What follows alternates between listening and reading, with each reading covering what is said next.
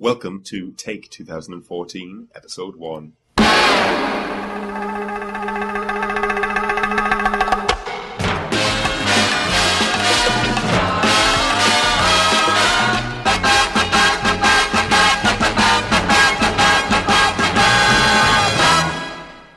Hello, yes, and welcome to ScreenHog.co.uk's newest podcast where we look back at the movies we've recently seen and tell you whether they're any good or not.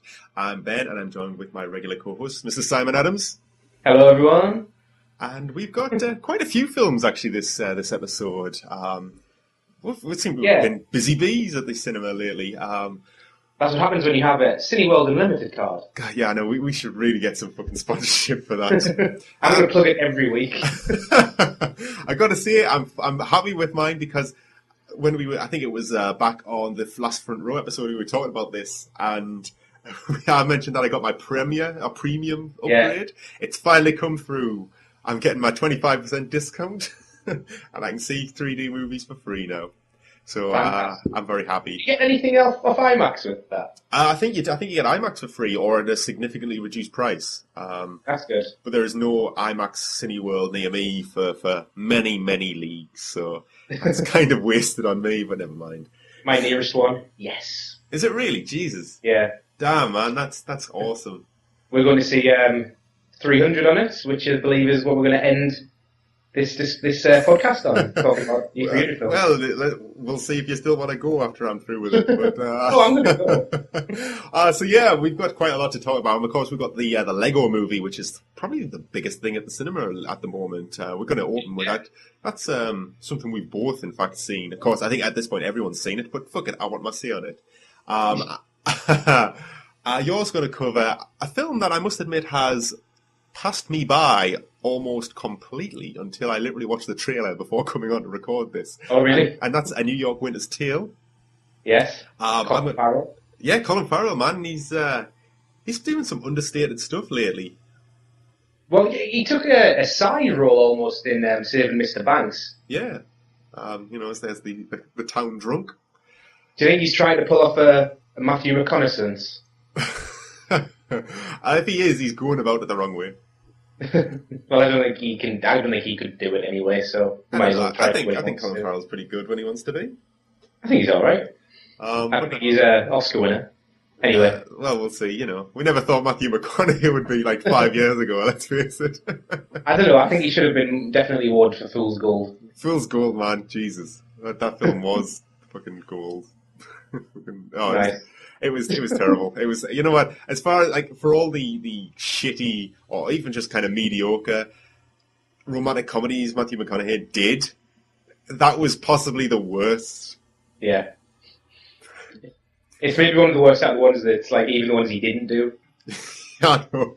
It's like, if you put him and Kate Hudson together, you're going to get something fairly bullshit. Just to make sure, that was Kate Hudson in that movie, wasn't it? It was Kate Hudson, yes. I'm not remembering it badly. Because they were also in, was it How to Lose a Guy in 10 Days? Yeah. And that proved just be a cunt. And you'll leave you. But never mind. On top of A New York Winter's Tale, of course, we've got Wes Anderson's latest, The Grand Budapest Hotel, which... Yeah. It's a bit of an odd one. I mean, Christ, it's Wes Anderson, so of course it's a bit of an odd one. But it's a bit of an odd one in terms of its release because, as far as I can tell, in the UK, it's got a fairly average release. It's on most cinemas. It's been shown fairly regularly. But in America, it only opened in something like 4 cinemas. Yeah, it's stupid. But it is making some big waves. Like, it's making stupid money on such a small release, is what I read.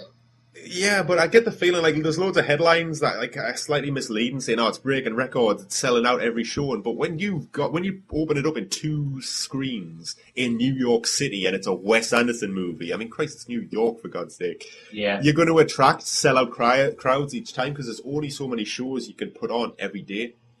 Yeah, I feel like it's slightly misleading in the way they're going about it. But hey, I'm going to tell you whether it's worth all this hype. I'm looking forward to that. That's what you should.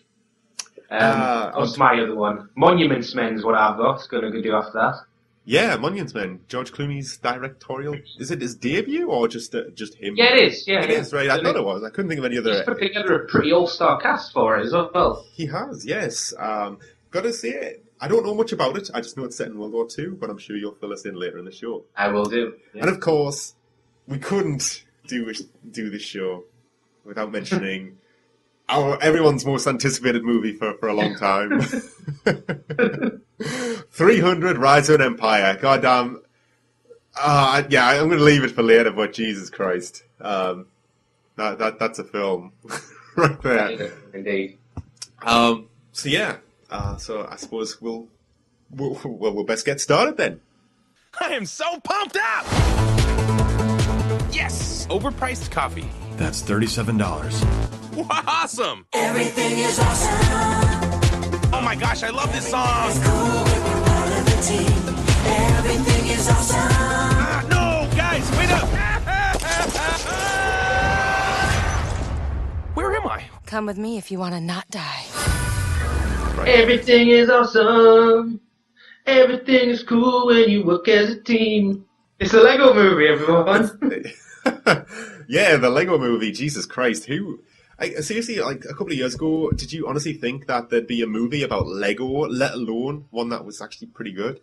No, I really didn't. And I think the key for me was when they first announced it, I was like, this is going to be so mediocre, it's bullshit. Well, but this seems to they be attached announced. some interesting directors to it. I believe it's the Cloudy with the Chance of Meatballs guys. It is. It's a pairing called Phil Lord Yeah. and Christopher Miller, and they did Cloudy with a Chance of Meatballs, which in itself is an amazing adaptation because they create a really charming, really unusual, but very, very funny computer animated film based on a book that actually has no characters to speak of, and it's really good. I love Cloudy with a Chance of Meatballs. Yeah. I don't think it they gets were enough attached. recognition. I thought this has got some hope. Well, I'll tell you what else they did. They did 21 Jump Street. Yes, I know. These guys seem to be able to take like properties no one really gives a shit about or no one thinks will work, and It can work. yeah, Give a shit about it. and make them really, really good movies.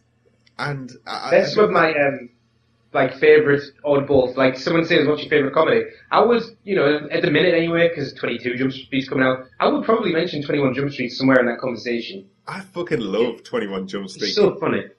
Part of the charm for me is that I expected nothing from it. I know. And I went to see it on a whim, and I was just laughing hysterically. And I've got to say, I'm really looking forward to 22 Jump Street. Yeah. It's not like a ride along, though, is it? Oh, You were God. expecting nothing from that. Oh, shit, yeah, I forgot about Ride Along. God damn, I'm trying to push that fucking to the back of my mind. We're not squeezing another one in now. No, Anyway, we're not. the Lego movie. So, it's about a normal guy called Emmett. Yeah, he's an average Lego guy who, Follow the instructions. He's It's actually quite a strange one to kind of put into words, this film, because it's very, very bizarre. It's set in a world of Lego, and as you say, it follows Emmett, who's he's a construction worker in Lego City, and he lives his life by, as you say, following the instructions that are all prescribed by this figurehead called President Business, who's voiced by Will Ferrell. And President Business basically goes to setting the world to order through instructions and keeping everything as it should be.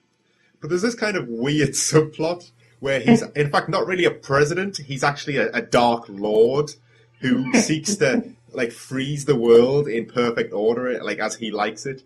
And there's this, what would you call it? Freedom fighter group, this rebel group called the Resistance. Yeah, the Resistance, comprised of this group called the Master Builders who embrace the creative nature of Lego and build crazy contraptions out of anything. And it's basically about this normal guy Emmett who gets caught up in this underground war. It's fucking bizarre to say that. When you say it like that.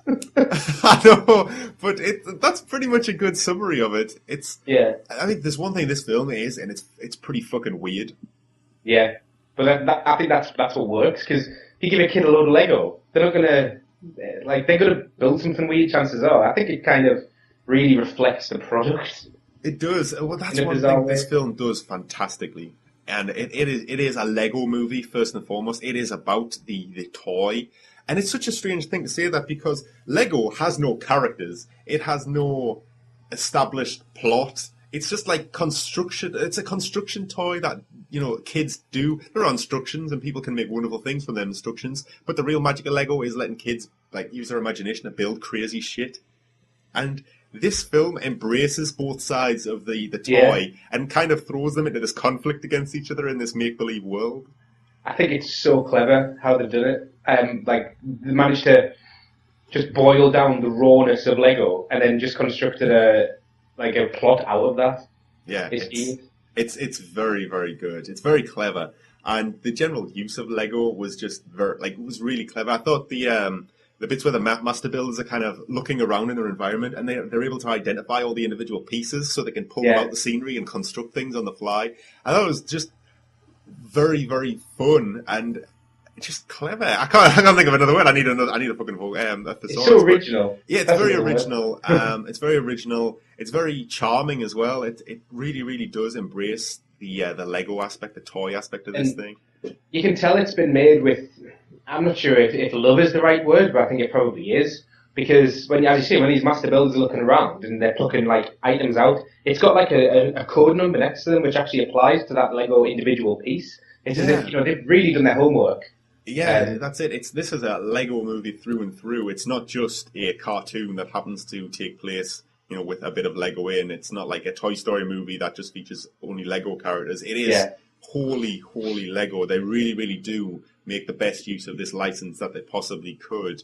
And several other licenses, really. Yeah, I mean, we've seen it in the world of video games for quite some time now, but Lego have got their hands over the year. They've got their hands on some fairly heavyweight licenses for other properties. It's crazy who they've actually got on their roster. In this world, you could have an Avengers that includes Spider-Man, and that's a world we don't live in ourselves. I know, it's nuts. And they also have the DC heroes. Yeah. They've got Lord of the Rings. They've got Star Wars. They've got which made a nice. That's my favourite cameo in the film was Millennium Falcon. It is funny, but they've got loads and loads of stuff. They've got a lot of historical figures. I don't know whether they need licenses for those, but they're certainly there. There's a lot of also classic Lego sets which are probably no longer available referenced in this. Charlie Day's character Benny is a cosmonaut style Lego man, and I remember having one of those as a kid.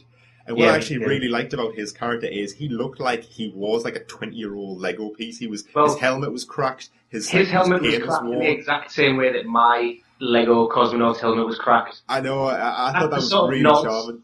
To the toy that I loved, because it was just they know what Lego is. Yeah. And that's that attention to detail is just what you want from when someone takes something that you love. Yeah, and that's something I actually really liked about this film, is that if it wasn't for the sheer scale and madness of what's going on screen, you could honestly think this was stop motion rather than CGI. Yeah, well, there's times when it's so little going on as well. It's just they've obviously tried so hard to make it look stop motion, because why wouldn't it be almost? The Lego in the cutscenes in the video games are clearly CGI, and there's just something extra charming about almost believing it's real. Yeah, and I love the fact that it's the world plastic. They've got the shine that plastic has on it when light hits it. People's expressions are painted onto their faces. Their faces are painted onto their heads, and it's just again very, very endearing and a great use of this Lego world. And there's bits where they're riding horses. And the horses, when they're by themselves, have got a brick filling the saddle slot, and then they take the bricks out to get on the horses so they can stand there. Yeah. There's just loads of stupid shit like that, and it's really, really fun. And something else I really liked is that there's a lot of use of non-Lego items in the plot. Yeah. And they treat artifacts from another dimension. And they've all got if someone found an item and they didn't obviously know what its real brand name was, the Lego characters kind of worked it out from what it says on it. Yeah. And they've gotten most of them wrong. I know. I thought that was the Q-tip, your earbuds, and it's was it the scepter of Q-tip? Yeah. And there was he's got a scalpel blade. He's like, I want my sword of 0 point or something like that. It's the use of like non-Lego items is really, really funny. And just like the whole Lego aspect of this movie is really its strength. It's where the laughs come from. It's where the charm comes from. It's where the humor comes from. Which is a shame because I would, from what I can remember at least, is that if there's one thing about how like entertaining this film is, I feel like this is very much a kids' film in terms of the script. It keeps things very kind of kid friendly. And one thing I got to say about this is, I felt it fell short in terms of the adult jokes that like these animated films often pack in. It's something like, I think Toy Story's got a load of really great adult jokes that kind of just fly over people's heads. I think kids' cartoons that are really good generally do that. And this never really, I can't remember any kind of innuendo jokes or adult jokes that went over the kid's head. It is always kind of kid-friendly. And I've also got to say, the plot as a whole, I think it goes to some weird fucking places, like to the point where I think younger kids will maybe be either a bit lost or disinterested, because it gets fairly meta towards the end. Oh, well, yes, I understand what you're saying now. Yeah, I was wondering if they were ever going to do something like that, and then when they did, I was like, wow, I can't believe they actually did. Yeah. Because it's almost like a world within a world scenario, and it does get fairly deep. I was actually just talking to a friend of mine, and he took his daughter at the weekend, and he said that towards the end, when things are starting to get a bit crazy, she was starting to lose a bit of interest because she's only 5, I think, and she was basically starting to get a bit either confused and lost interest until things were kind of pulled back in and the action started up again for the big climax. But I think this does go to some bizarre places, which almost seems to conflict with the choice to keep the script so kid-friendly. Yeah, but I'd agree with that. I was definitely expecting more innuendo. Like in the trailer, there's a reference to Terminator when Emmett first meets Emmett's voiced by Chris Pratt, and he first meets Wildstyle voiced by Elizabeth Banks, and she says, "Come with me if you want to not die." And that's just like it's a shit joke, but it's a twist on a Terminator line. Yeah, it is kind of like, it's like a dad joke. It's so bad, it's actually quite funny. But that's pretty much the only direct reference to anything I can remember. Like the only other references is like by actually having a character in the film. Yeah, there's like I thought there's actually a lot of, well, not maybe a lot, but there's certainly a few Batman related jokes. Yeah. There's a bit where Batman makes the kind of like, "I'm not the hero you deserve" pun. Yeah. And I laughed at that, but I was actually, it was so kind of obscure. I was even wondering, going, is that actually intended, or was that just a freak result? So they do happen, but they're few and far between compared to the sort of more slapstick jokes. And I think Charlie Day can get credit for having the most outlandish joke of him just screaming "spaceship" for about 30 seconds. Yeah, it was very Always Sunny, just like loud and obnoxious and in your face. If it hadn't been Charlie Day, it wouldn't have worked. Yeah, Charlie Day is getting about it, especially in animated movies. Yeah, he was in Monsters University last year. Mm-hmm. He seems to be doing all right for himself. He's just got such a good voice. He has got a good voice. It's so like, I don't know, it should be annoying, but I just find it funny. I could just listen to him. If you could get every audiobook read by Charlie Day, that's how I would choose to absorb literature. Yeah, I think that would be very, very funny. What about everyone else, though? I mean, I like Chris Pratt, but he plays a very bland character. Well, it's actually part of the story, isn't it? How bland he is. Yeah, I mean, it's Chris Pratt. I actually think he actually does a pretty good job. I liked him as a character. I felt kind of, I don't know, I could get behind him. He was doing his best despite his limited fucking personality. But you know who was the best for me? Fucking Will Arnett as Batman. Will Arnett, yeah, he was the man. He was, oh my god, I think this is possibly my favourite portrayal of Batman in cinema. I agree. He's such a dick. It's like every sort of bad aspect of Batman almost.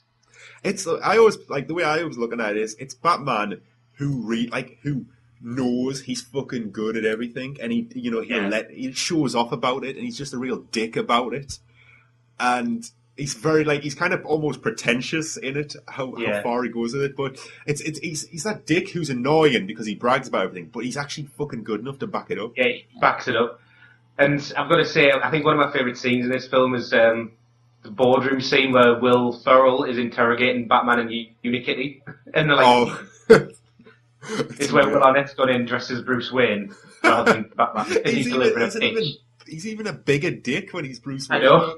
That's the best thing. He's such a dick and so brazen that he actually like double bluffs this like, evil emperor. Yeah. It's amazing.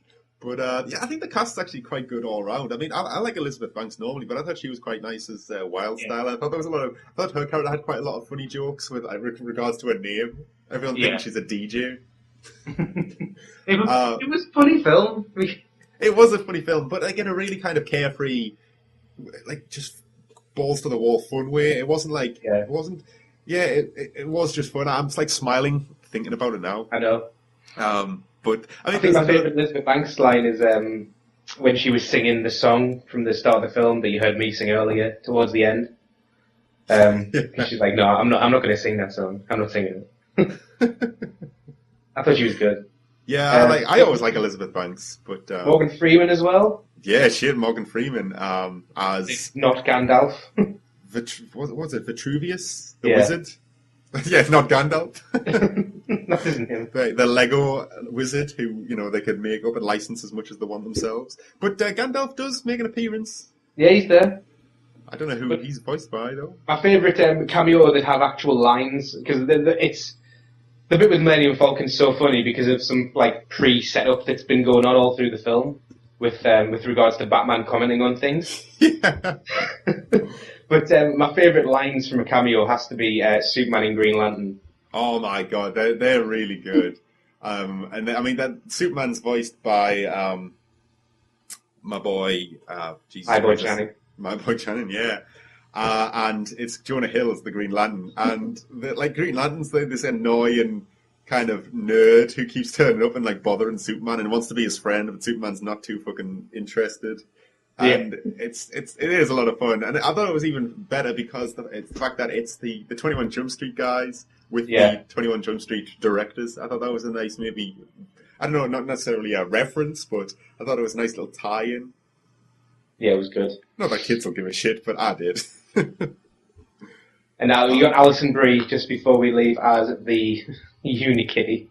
Yeah, I didn't realise it was Alison Brie really at first. No, I didn't until the end credits because she puts on a very again outlandish voice because she comes from Cloud Cuckoo Land.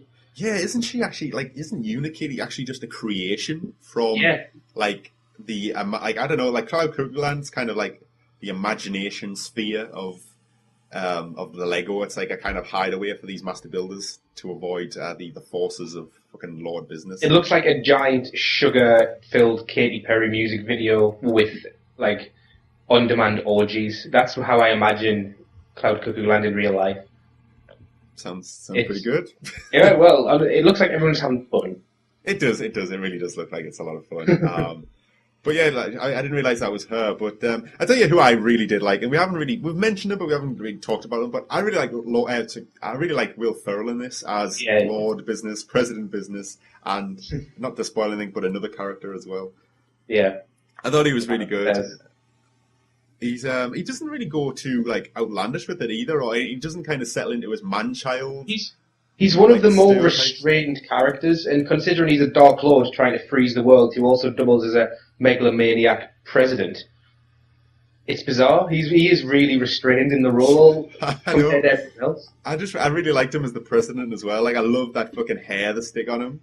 Yeah, it's so like it looks so presidential, but in such a bizarrely Lego style. I've got they're doing these like mini packs where it's like £2 and you get like a character. Like an actual Lego character, and it's like you don't know which one you're going to get. Can you actually get ones from the movie, or are these special movie ones? Because they did the minifigures like for just normal Lego characters.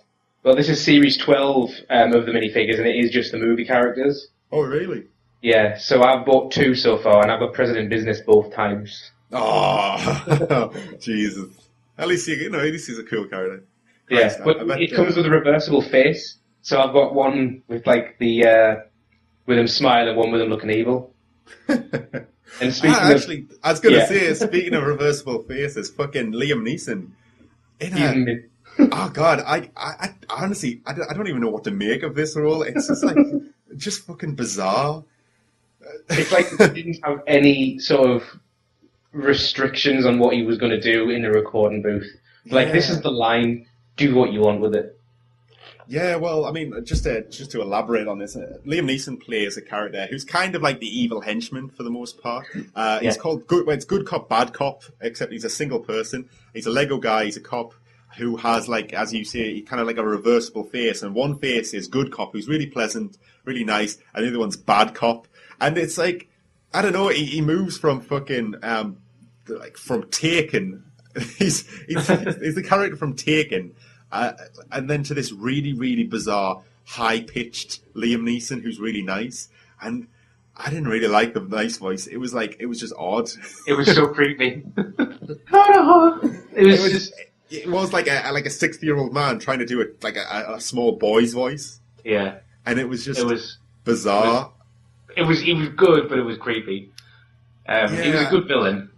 He was funny. There were some really funny kind of jokes and stuff with him, with his Good Cop, Bad Cop, and just what a bastard he was when he was Bad Cop.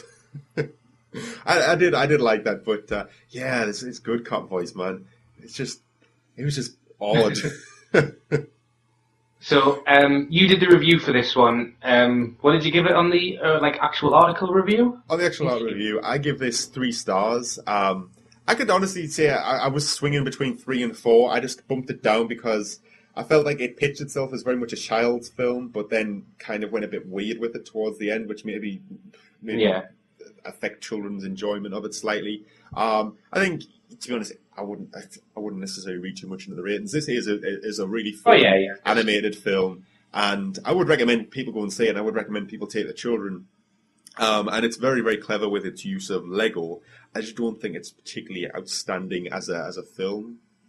I think it has some shortcomings. Yeah, when stacked against other like classic kind of animated films, and like the ones we get. I keep coming back to Toy Story, but one thing to say, and that is, you should see it at the cinema. You should take your kids. I saw it in 3D. Probably not worth it.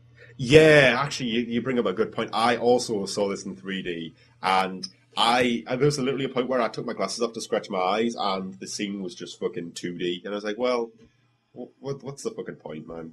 You're right. 3D is negligible, and it's just going to cost you more for very little benefit. Yeah. And it's a shame because I always think 3D, if anything, is more beneficial for animated movies than live action a lot of the time. So it's a shame they didn't really do more with it, but it's a minor complaint in a format you don't necessarily have to go and see. Yeah. So as far as your recommendation for Lego, I mean, would you recommend you go and see this at full price? Would you recommend you go and see it on like Bargain Tuesday at a discount? Would you wait for it to come on DVD, or would you just fucking avoid this altogether? I would definitely say full price, but not full price plus 3D. If I give that little addendum at the end. Yeah, I'd agree. I definitely think this is worth going. I would go and see it again, personally. I wouldn't mind to see if I missed any like little details and stuff in the back. It's been a while since I've seen it, actually, because it's been out quite a while now, but it's doing really well at the box office. But it's the biggest film of the year so far, I think. Oh, really? Damn. It doesn't surprise me, actually. It's got a huge brand attached to it. It's actually a pretty good movie. I think the best thing you can say about this is this is probably as good as you were ever going to get with a Lego movie. Yeah, pretty fair. I mean, this could have gone horribly, horribly wrong. I mean, this was kind of kick-started back in the day when Transformers had opened the gate for toys to be made into films again. Yeah, and that was a while ago now. Yeah, I mean, Christ, we're on the 4th Transformer film coming soon. But we got a spate where like fucking Battleships was picked up, Monopoly was picked up, this was picked up, and we got Battleship, and it was terrible. Monopoly kind of slipped into development hell. Thank God. I haven't actually heard anything about that. Yeah, it's for years as well, like for a long time. But I'm kind of glad. The last thing I heard about it was going to be a Martin Scorsese film starring Scarlett Johansson about New York real estate developers. Didn't we just get did it just make Wolf of Wall Street instead? Was that the Monopoly movie instead? Yeah, that's it. That's fine. It's the best game movie ever. Yeah, I don't think we're ever going to get a better movie based on a board game than that. But this certainly is one of the better kind of films, or at least recent films, based on a toy, especially one that has no established plot, character, or story. So it does very well with that. So yeah, I definitely agree with you and say this is very much a go and see it at full price, but skip on the 3D unless you're desperate to see something in 3D. Right? Yes. That's me. Relax, everybody. I'm here. Pac-Man? Awesome! Who are you here to see? I'm here to see your butt. Oh my gosh! Pow. Wham. First try. My fellow master builders. Hello. Lord Business plans to end the world as we know it. There is yet one hope. The special has arisen. I know what you're thinking. He is the least qualified person to lead us. And you are right. A house divided against itself would be better than this. Abraham Lincoln! I'm not the special. I'm just a regular, normal guy. You have the ability to be the special because I believe in you.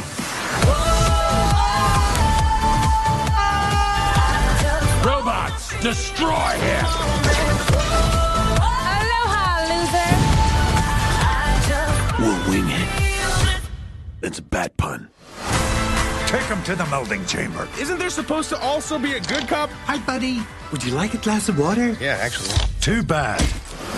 We are entering your mind. What? I don't think he's ever had an original thought. That's not true. Introducing the double-decker couch. So everyone could watch TV together and be buddies.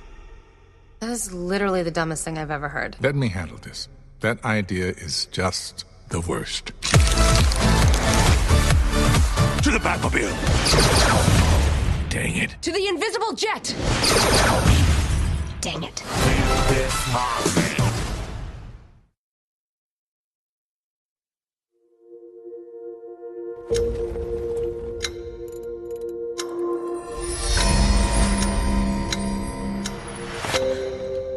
Squeaks. You have a gun? Just robbing the place, you know? Is that still your intention? No, it isn't. Well then, I suppose the polite thing to do would be to offer you a cup of tea. So, have you ever heard of Akiva Goldsman, Ben? Yeah, that guy's attached to everything, isn't he? He is, yeah. And one day he just ups and decides he wants to direct, and that's what this film is, New York Witness Tale. It's his directorial debut, yeah. I've never actually heard of him really directing anything. He's always been like a producer or a writer. But I mean, this guy is attached to like almost every kind of big budget, flashy, Hollywood movie going. Yeah, and that's where he's made his name. I mean, at least 20 years of producing quality films, or at least high-grossing box office films. Yeah, I'm looking down his list. The quality may come into question. Yeah. He's got some Paranormal Activities attached to his name as an executive producer. He's got Jonah Hex. Fuck, my personal pet hate. He's got Bastard I Am Legend. Yeah, well, there you go. He's got a lot of shit. All right. But I think the main thing is he's got some alright stuff. He's got Mr. and Mrs. Smith, which I got to say I probably enjoyed way more than I should have. Yeah. He's got Starsky and Hutch. I like that movie. Yeah. I think it's the 21 Jump Street of 2002. That's how it's on the box now. But then again, he's also got Lost in Space against him as a producer. So well, there you go. You see, you get the idea of who he is, right? And I believe this is a book. This film is based on a book from I think like the 80s. And from what I read, he's been trying to get this film made for most of his career. Oh, really? Is it like a pet project of his? Yeah, and I just guess one day he was like, I'm sick of this, I'll just do it all myself. And he literally, because he obviously started off as a normal producer and he's gradually become more on the executive producing side of things. Yeah, he also writes quite a lot as well. I'm just looking through his writer's credit. And so in this one he decided, right, I'm just going to write, produce and direct this film. And I'm not sure he's pulled all three of them off. He's definitely not a director by trade, you can tell from watching the film. I think as a producer he might be alright, but the script is again a bit shaky. Oh, really? Well, I mean, just looking down his list, he wrote I Am Legend, And he also wrote the Da Vinci Code and Angels and Demons, so the Robert Langdon books. Which Angels and Demons, that feels got a very strong screenplay. You know what? I'm going to actually go out on a limb and say I don't know if I've ever actually seen Angels and Demons. At least not all the way through. It may be one of those movies I've seen bits of it and know enough of the book to understand what's going on and not really have to bother with it. You're going to love this though. I tell you what he's got against his fucking name that will condemn him to death. Batman and Robin. This is the man that has created an entire 10-minute YouTube video worth of ice puns for Arnold Schwarzenegger. Well, that just goes... I think combine the hatred for Batman and Robin with the I Am Legend script and you've pretty much got what you've got here. Why, when you mentioned his name, why did I think, oh yeah, Akiva Goldsmith, he's got some good credits under his belt. Why did I think that? I don't know, but I did as well. You've actually shocked me this evening. So the plot of this film is is completely different in the book, but this guy's pet project. He had to strive to do. He basically acted in every part himself, directed. He did everything behind the camera himself, and then he fucking just goes completely off book. Yeah. I think the book, there's so much going on, and basically he's boiled the film down to the love story in the film, and ignored everything else. This is a fantasy epic almost. It's about this chap who... there's this grand battle between light and dark going on in the world. Really? Because I mentioned when we first started the podcast that this is very much a film that passed me on by. Honestly, I don't remember this coming out. Which is weird because it's actually got a pretty good cast. I mean, you've got Colin Farrell, you've got fucking Russell Crowe, you've even got William Hurt thrown into the mix. Yeah. And it just passed me by. I don't know how, but I know very little about this. But I did watch the trailer before we came in here, and I was left slightly confused. Yes, well, I'm not surprised. I'm still confused, to be honest. The film is alright, but I'll go into the plot. So, in the book, anyway, there's this whole thing between heaven and hell, or that's the new names for it. Light and dark are having this eternal war. And they use humans and our souls as the chess pieces. Right. And every human is born with a miracle inside of them. And if we succeed in delivering our miracle, that's 1 point for light. And basically the forces of the devil and hell is to stop these miracles from happening. Right. Is that Russell Crowe? Russell Crowe, no, he works for the devil. He's like a demon of some description, Russell Crowe. Oh, right, okay. I got the impression from the trailer that he wasn't, all human. No, he's not at all. So, basically Colin Farrell's character is just this thief who used to work for Russell Crowe's, demon organisation. But he started to realise what he was doing was wrong. So Russell Crowe had him, going out robbing places, and Colin Farrell would then be like, well, I'll wait until the family's out before I rob them, because it'll be easier. And Russell Crowe was like, no, the idea is that they're there and they're terrified by what you're doing. And so he turns on him and shit. And then Colin Farrell falls in love with this other bird who's dying. And of course she is. It wouldn't be a story otherwise. Yeah, well, she can see the light and the way that the light is. Ah, God, I don't know. She loves stars and stuff.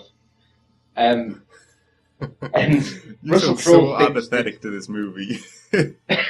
I quite enjoyed it, but it was so shit on so many levels.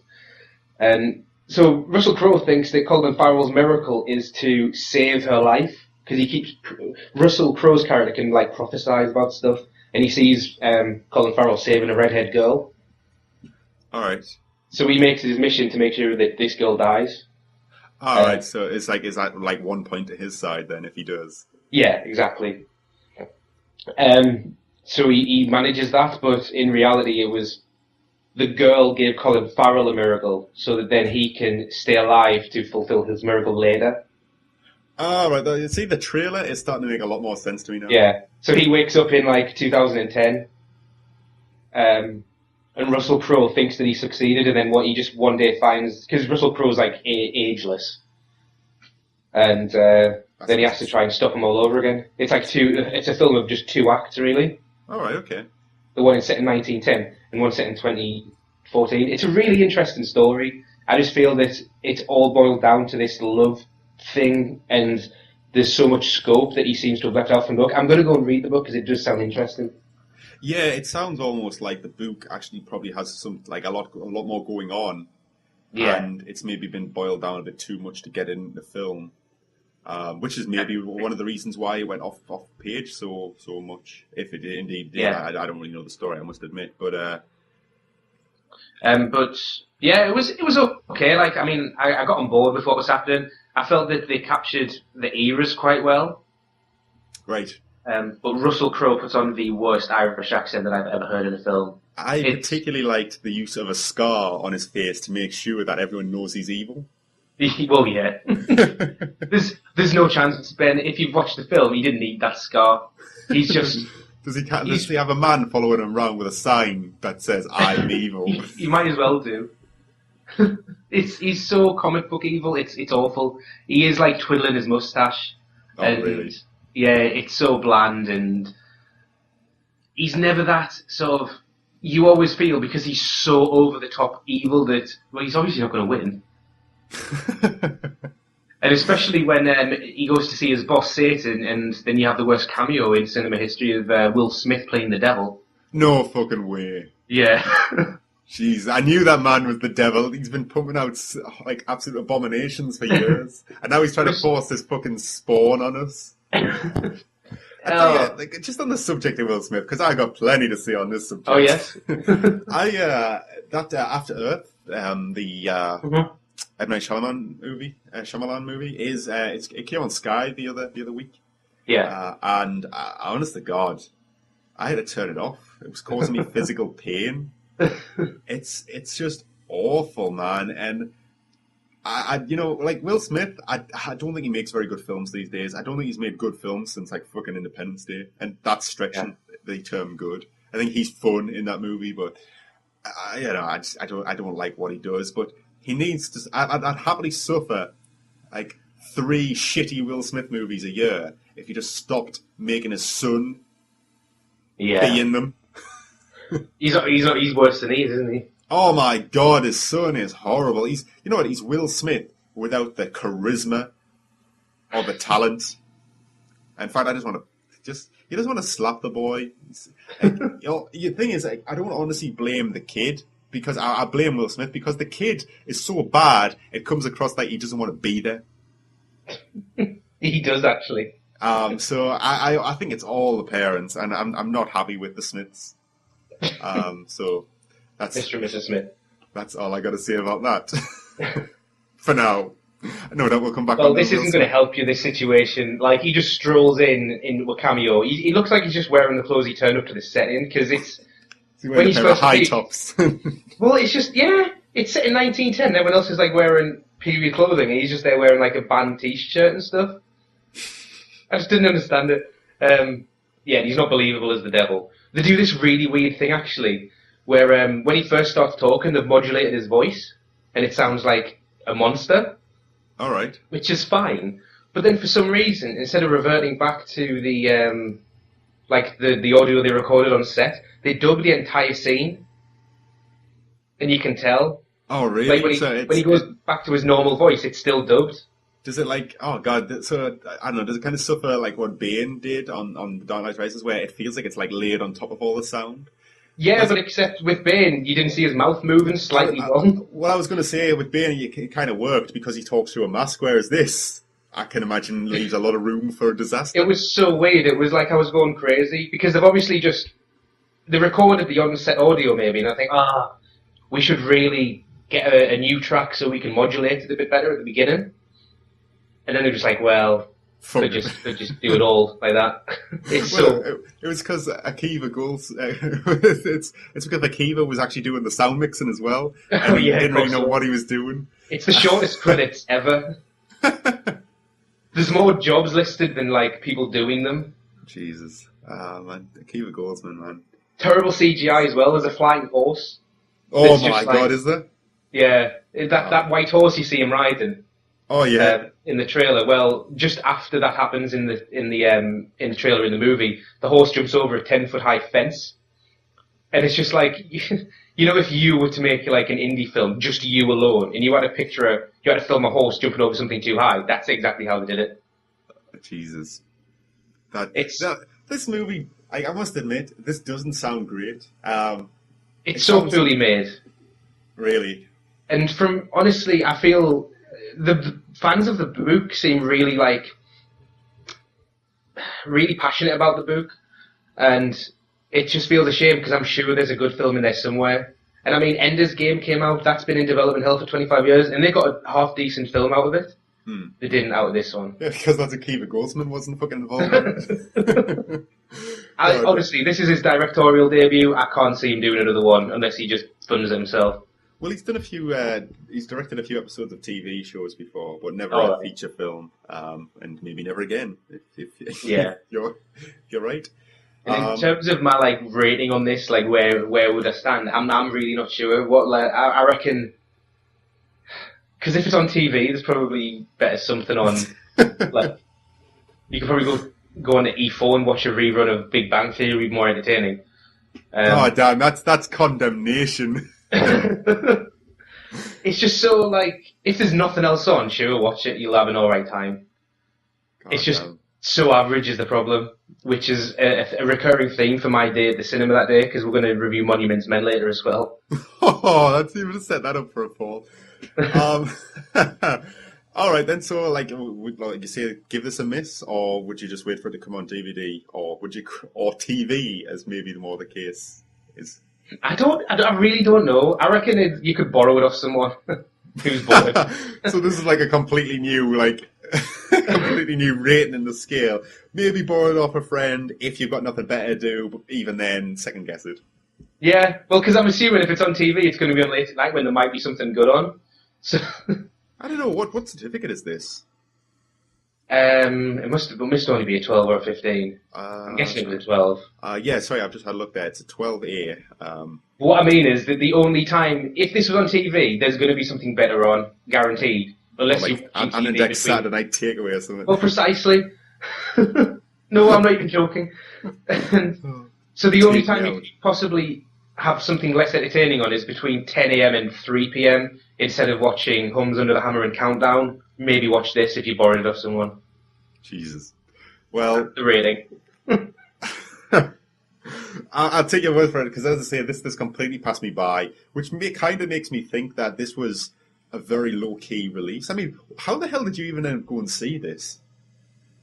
Well, it was just, I don't know why, but it seemed to be advertised in every film I went to see about 2 weeks leading up to it. Oh, really? Yeah, and I mean, if you missed it in trailer-wise, that's really surprising, because I saw the trailer all the time. Oh, man, no, I honestly never heard of this before. I thought the trailer made it look okay. Yeah, the trailer makes it look fine. As I say, the only thing I was slightly bemused of exactly what was going on. Not that I didn't know which way it was up type of thing, but I was wondering, is Russell Crowe a gangster, or is he something more? Because it looked like there was magic going on. Obviously, it's about Colin Farrell kind of going into the future, or present day, as you want, from the past, and trying to make amends for something that happened in the past.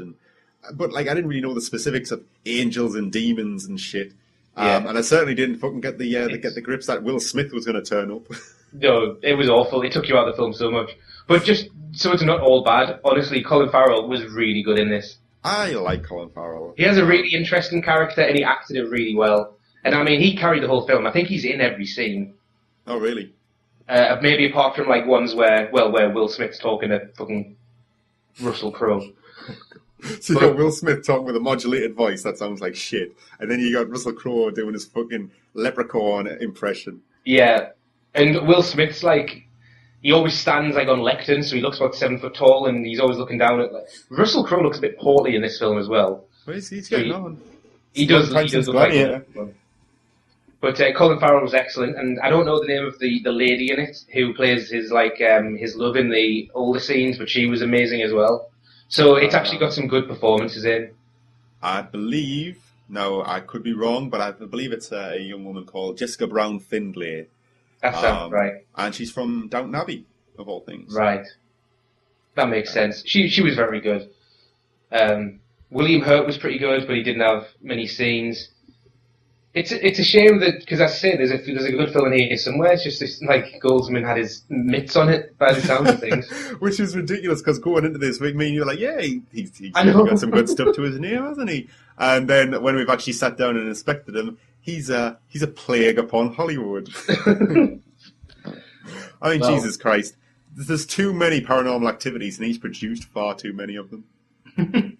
I mean, to be honest, even the movies, I'm just looking down his list, all right? I don't want to harp on about this, but even the movies in his list that I actually quite like, they're not great movies.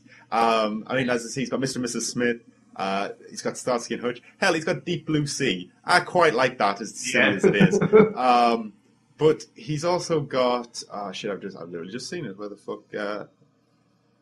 he's got Poseidon, which was the Poseidon Adventure remake, which I actually thought was pretty damn good for what it was. I liked it. I'm not saying it's like gonna, fucking blow your mind or anything, but I thought it was a solid update of something that's actually a pretty cool disaster movie. But, then again, Wolfgang Petersen was directing that, so maybe he was a saving grace for that film. I don't know. But never mind. Let's not harp on about it. This just needed a steadier, even the script, which is limited. Maybe that's the best way to adapt the source material. It just needed a steadier hand behind the reins.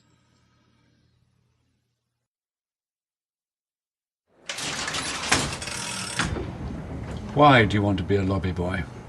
Who wouldn't? At the Grand Budapest, sir. And so my life began. Junior lobby boy in training under the strict command of Monsieur Gustav H. Many of the hotel's most valued and distinguished guests came for him. I love you. I love you. She was dynamite in the sack, by the way. She was 84. I've had older. This was also when I met Agatha. She's charming. She's so charming. Is he flirting with you? Yes. I approve of this union.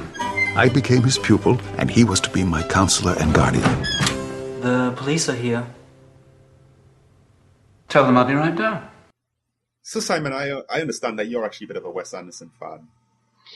If you exclude Moonrise Kingdom, then yes. Yeah, I remember when that came out, and I think you did a review for it, and I think your words were, "This is too Wes Anderson-y, even for me." Yeah, that's exactly what I said. It was awful. I hated it. Oh, really? God, you know what? I've got to say it. Wes Anderson, I've seen a few of his films, but he's not someone I actively go, "Oh, he's got a new movie coming out. I must see it," because as much as he's always got a very distinct style to his films. Yeah. And as much as that just it creates a great identity for him, he's very much an auteur. He has his own identity on all his things he does, and you can always tell a Wes Anderson movie very, very quickly just from looking at it.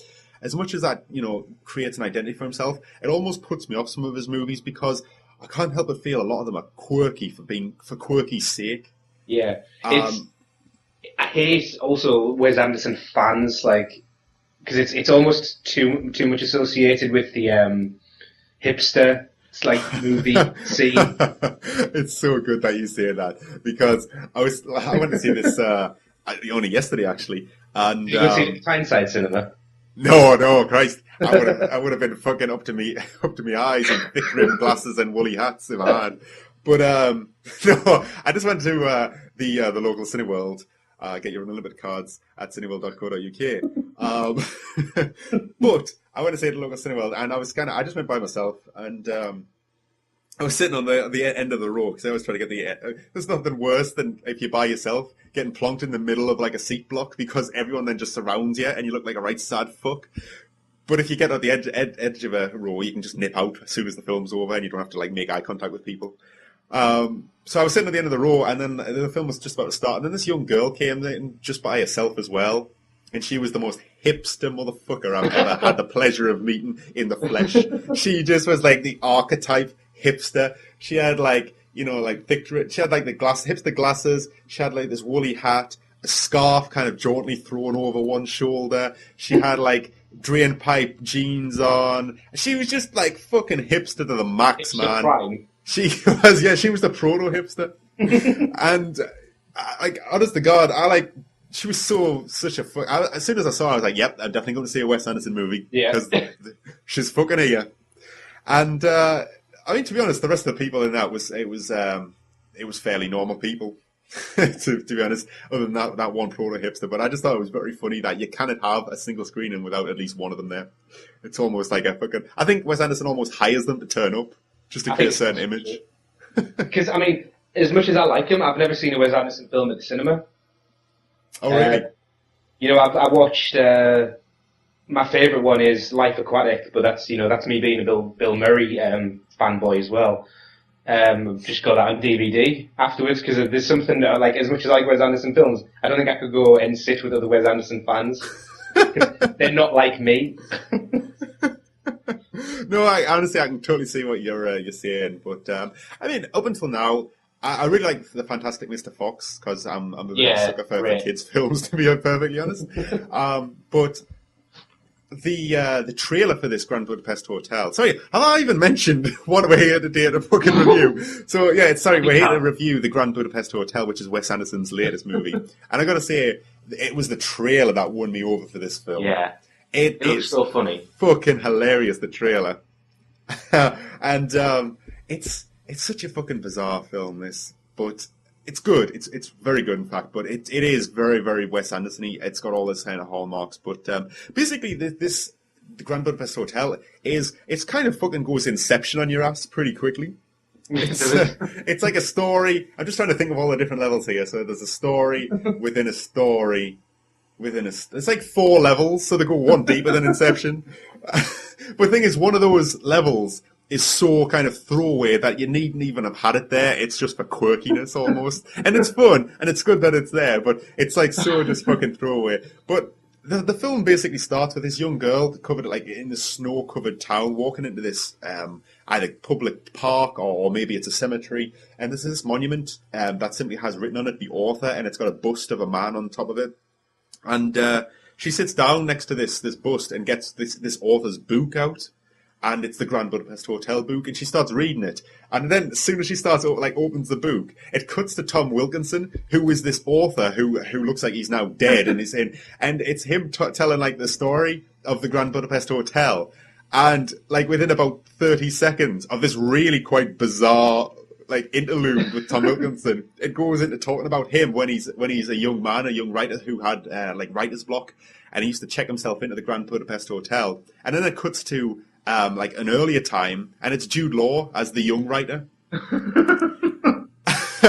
and then it's basically Jude Law's like basically kind of mulling about this hotel, and it's about like this hotel, the Grand Budapest Hotel's kind of it's at the end of its life. It's this grand spectacle that's kind of fallen into disrepair. It doesn't really have a place in the modern world. It's in an area of the world. It's all set in this kind of fictional, at least I think it's fictional. I certainly can't find anything about this country on Wikipedia or anything, but it's set in this kind of fictional Eastern Bloc country that's been ravaged by war over the 1900s. And he basically stops at this hotel while he's trying to get himself back into writing. And one day the owner, the mysterious Mr. Zero Mustafa, turns up, played by Murray Abraham, who is most famous for Amadeus. He plays Salieri in Amadeus. He's a cool dude. He's also the villain in 13 Ghosts. Is he really? Yeah. He's awesome. Better in Amadeus than 13 Ghosts, but never mind. He's a cool actor. But I tell you what, he's looking fucking old, and he probably is by now, to be honest, because Amadeus was made like 20 years ago. But yeah. I was like, he's the type he's so old now though. I was sitting there going, is that him? It looks like him, but I can't be sure because he's a lot older than when I last saw him. But never mind, I digress. Anyway, and so basically Jude Law ends up talking to him. So the young writer talks to the owner of this hotel, and basically he tells him the story of his life, and then it goes into another level, which is like the main film. And now, what's even more kind of like just quirky is that every time you jump back in history, the aspect ratio of the film changes to suit that particular time period. Oh my god. In the trailer it's all like really square. Yeah, and that's because the vast majority of this film takes place in, I believe it's the 30s. And it is literally like on a 4:3 aspect ratio. So you're talking about like a square TV aspect ratio. And like honestly, like nightly, I would say a good 2/3 of the cinema screen are black because for 90% of this movie because of the aspect ratio. And that was one of my questions I was going to ask you. It's clever how he's changed it like that. So does it get narrow as it goes down? Yeah, it's like it starts off when the girl's reading the book in the park, like full widescreen Supermax cinema, and then it goes down slightly to be like kind of slightly older cinema when Tom Wilkinson's on, and then by the time you get drilled down into like the meat of the story with Ralph Fiennes, it is literally just kind of like the middle third of the screen, like a square aspect ratio. And I honestly half expected it to like go black and white if it went down a level deeper. But sound. Yeah. It's suddenly just like it's like a silent movie or some shit. But it sounds almost like on the surface that it would be quite annoying, but it's actually used to quite good effect, and you do get used to it very quickly, so it doesn't really impact on your enjoyment of the movie. It's just another kind of quirky charm to this film, which is just full of them. Because something that really comes to mind with this film is that it doesn't feel like it's a film. It doesn't feel like it's a movie that's been crafted like a movie should be. It almost feels like a strange cross between a play on stage and a stop motion animation. It's got a real ethereal quality to it that's just like it's only what Wes Anderson would do. It's got his feel all over it, and it's very peculiar, but it's good. It makes it stand out, and there's nothing quite like this film. But, I mean, I've kind of said a bit about, like, the levels upon levels, but the bulk of the story is basically about this young man, Zero, who becomes the lobby boy at the Grand Budapest Hotel back in its heyday, when Ralph Fiennes is the concierge, and he's M. Gustav. And he's basically like this legendary concierge, and he's absolutely fantastic at his job. And he always has, like, love affairs with the rich elderly women who turn up at the hotel, and he's loved by them all. And basically the bulk of the story is him training Zero as a young boy to kind of become a man and almost his like successor. And they get embroiled in this bizarre plot where one of the elderly rich women who come to the hotel winds up dead, and he's kind of framed for the murder because she leaves at a last minute will. She leaves him like the most valuable thing in her possession. And her son, played by Adrian Brody, who's like this kind of, like, really aggressive, I don't know, he's almost like an SS officer. But he's not, because, I don't know, it's just fucking bizarre, but he's like this almost paramilitary kind of commander, is basically after Ralph Fiennes, and it's just fucking bizarre. It's basically Zero's trying to help Ralph Fiennes, who plays M. Gustav, get away and with this picture so they can sell it and make loads of money and then, live happily ever after, but there's loads of people after them.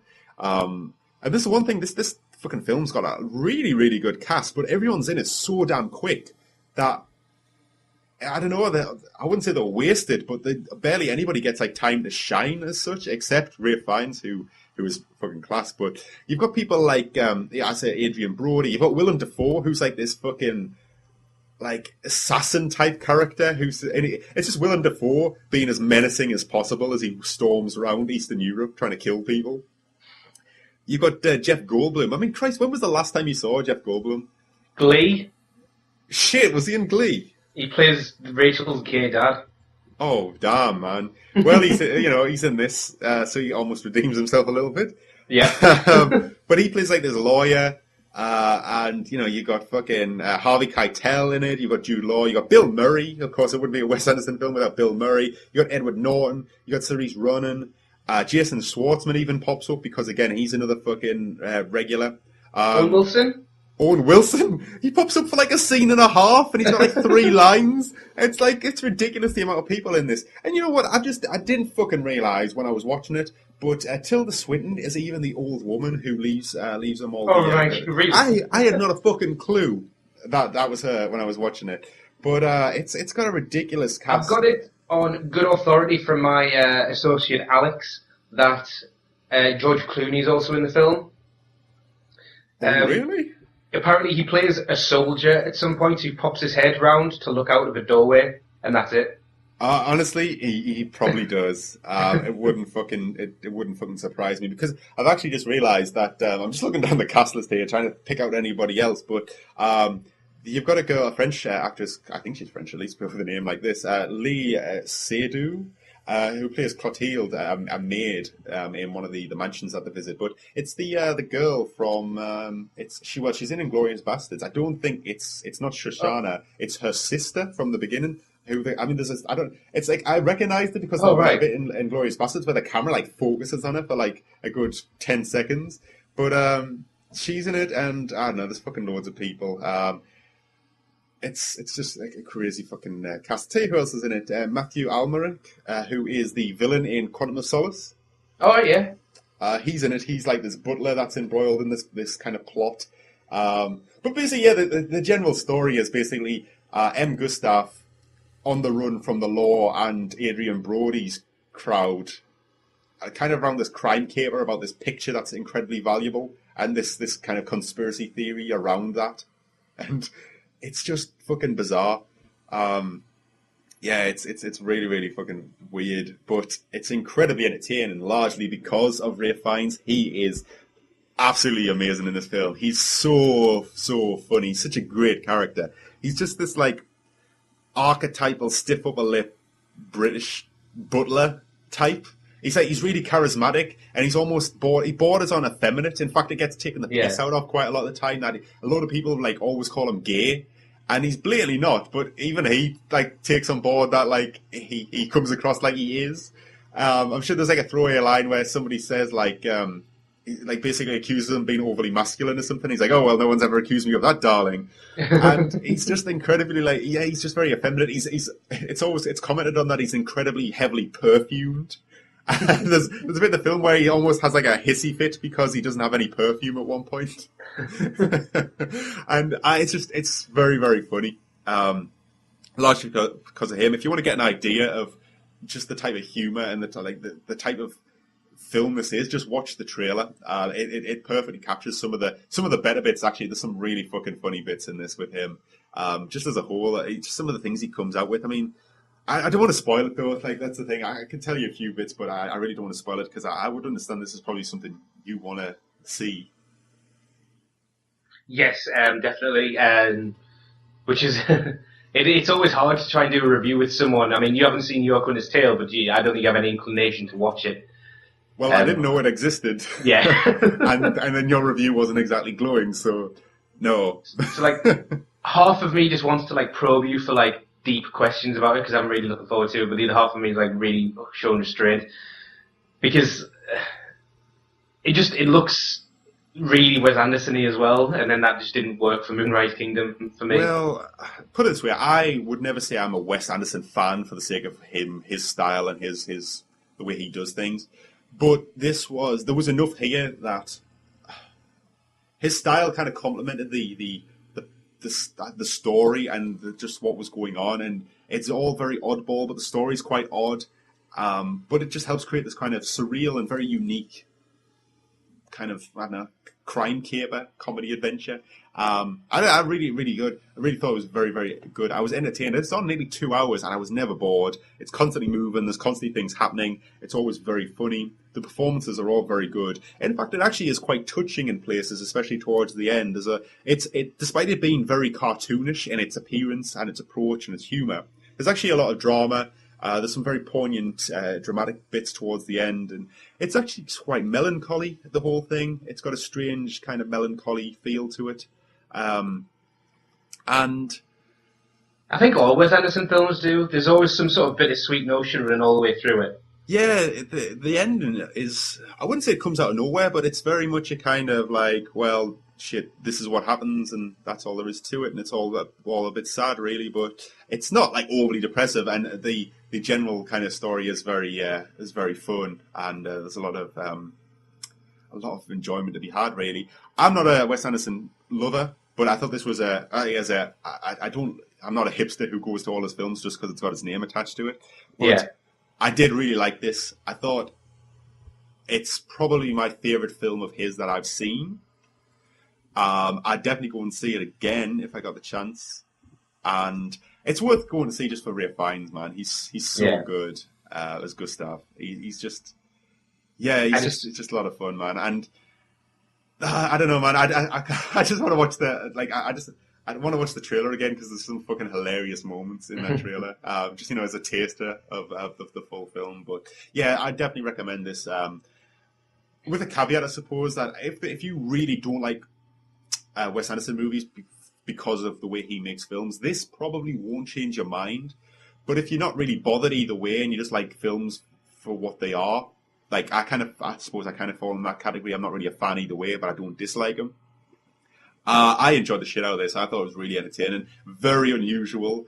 But you know what? Because of that, it's going to stick with me a lot longer. Yeah, I really enjoyed this. So yeah, go full price. But if you're not a Wes Anderson fan or you outright dislike him, then maybe wait for a discount. But as far as just a kind of open-minded person going to watch this, yeah, full price, no problem. I want roadblocks at every junction for 50 kilometers. I want rail blocks at every train station for 100 kilometers. Get in! I want 50 men and 10 bloodhounds ready in 5 minutes.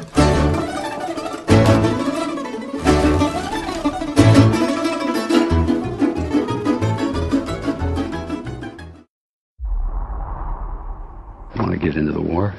Monuments, man.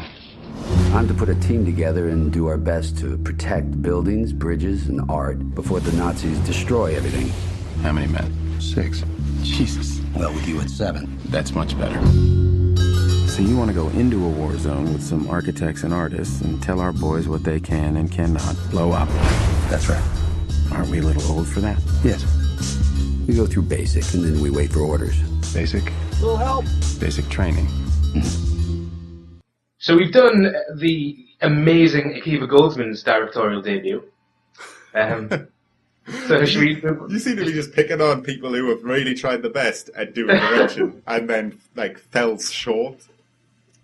What, you mean like him and George Clooney? Yeah. I can't believe we're going to be... honestly, I feel slightly ill that we might be speaking ill of George Clooney. I know. After all the good work he did in Gravity. Yeah. I love George Clooney, man. He's just a badass, man. He's like the last of the cool... He's like the last of the classic movie stars.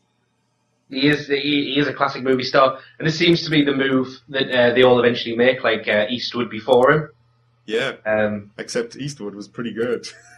Yeah, well, I think the main problem will be is that Eastwood attempted to make like decent dramas in varying levels of grittiness, whereas in Monuments Men, Clooney has clearly attempted to make a comedy. Oh, really? Yeah, and it's just not that funny. I did not get the comedy vibe from the trailer. No, that's the word. Like, so Monuments Men it's a World War II film about George Clooney leading a group of Americans and a group of allies into war-torn Europe to rescue sort of works of art and culture in the event that like the Nazis win or on their way to defeat, they're going to destroy everything just because they can. So that's his job. And it's definitely, a lot of it's played off as tongue-in-cheek. And it's just... I don't think you can do that with a war film anymore. This almost feels like a war film from the 50s or the 60s where, you know, it's all like chirpy and people whistling and stuff. And yeah, that kind of... Yeah, I know what you mean, like that propaganda style... Yeah. Like, you know, keep calm, carry on atmosphere it's got going on. And, you know, just...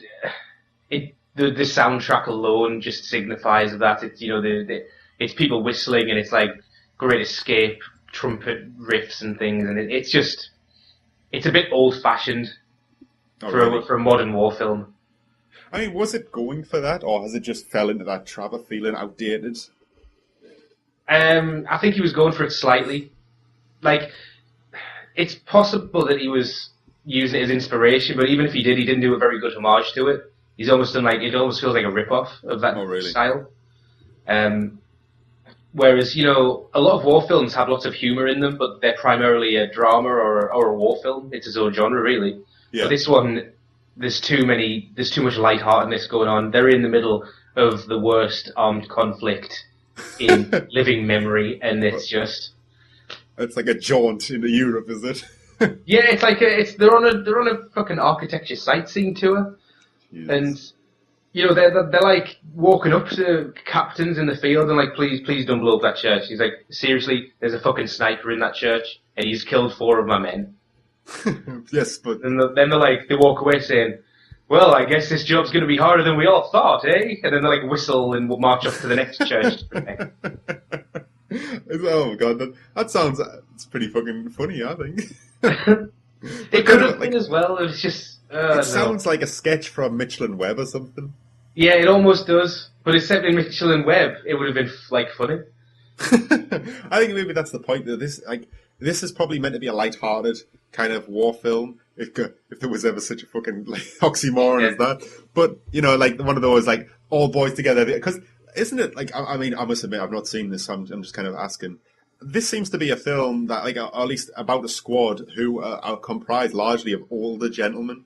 Yeah, well, the point is, George Clooney at the start of the film, I don't understand what he is, because at the start of the film he's dressed like a college professor. And all right, is that not what he is? Well, I don't know, because the next time you see him, the president like agrees with what he said. He's like, yeah, I'll put together a team, and we'll sort this out. And then the next time you see George Clooney, he's wearing like a full general's outfit. And it's just, I just don't understand. Well, you get promoted fast in the war, Yeah, well, it must do. So the reason they're all old is because George Clooney asks to send a team of young art students to go and like retrieve these things, and then the president's like, "Well, unfortunately, George, there's a war on, and all the young art students are already fighting it." It's almost a good excuse. You don't have to actually ship them out; they're already there.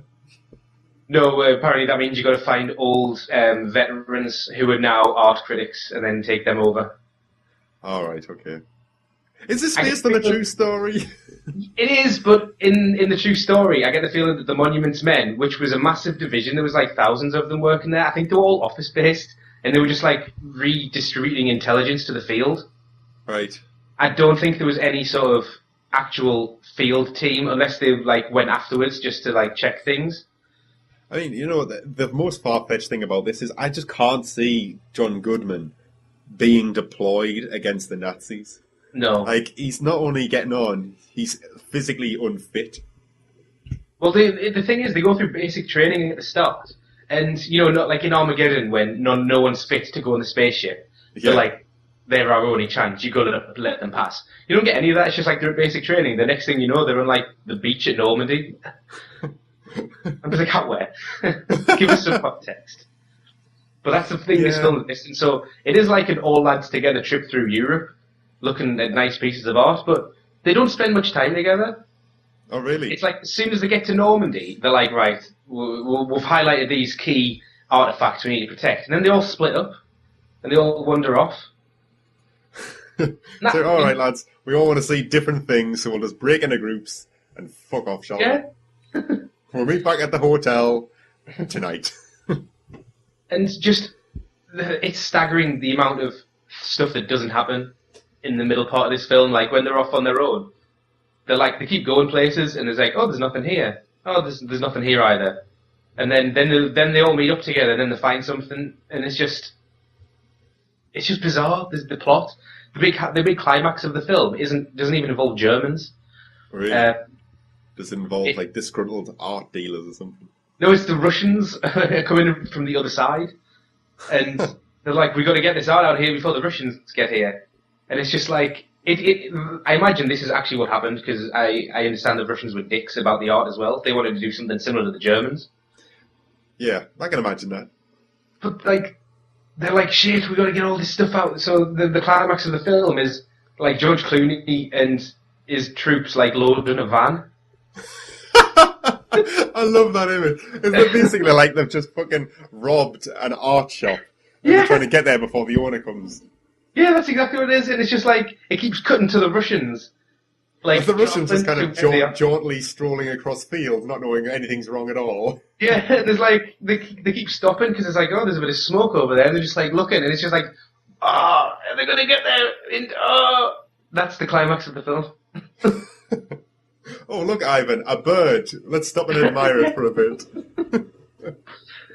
Oh, man. I've got to say, you're not the first person I've heard say this is a pretty disappointing film, considering its pedigree. Yeah. I mean, fuck's sake, you've got George Clooney in front and behind the camera. You've got Matt Damon. You have fucking Bill Murray.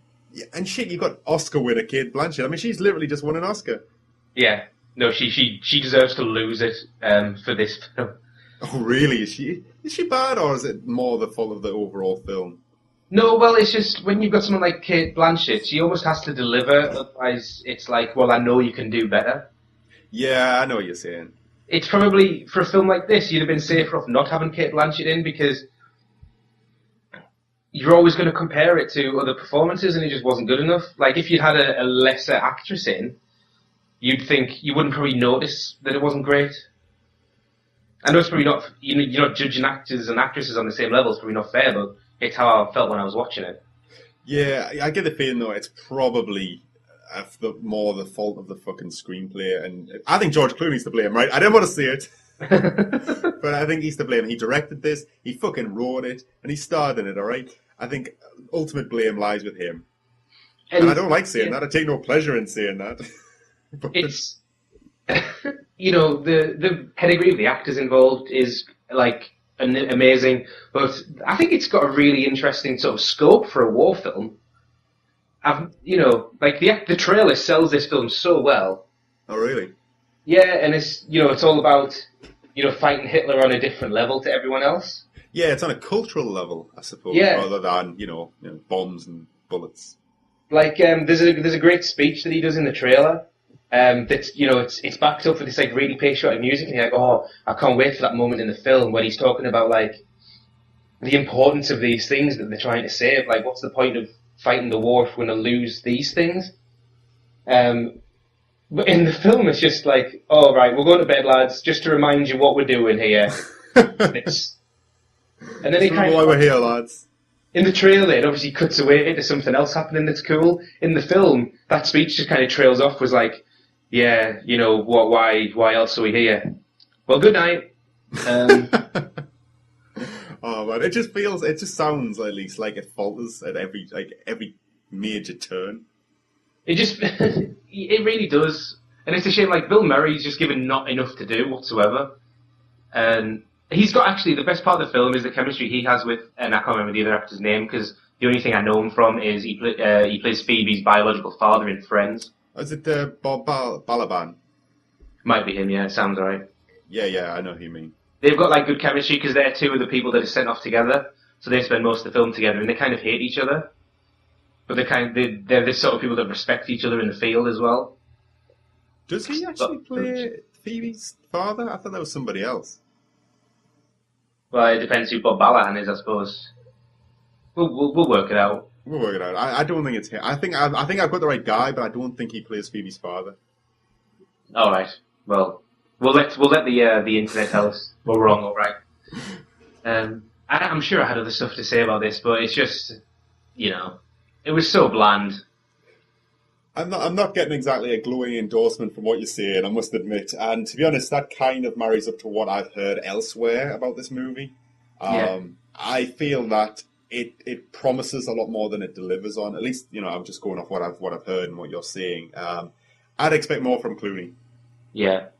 I mean, there's just a lot of things in this that feel that they are just lazily done. Like, almost, maybe he was insecure behind the camera and he was like, yeah, that'll do.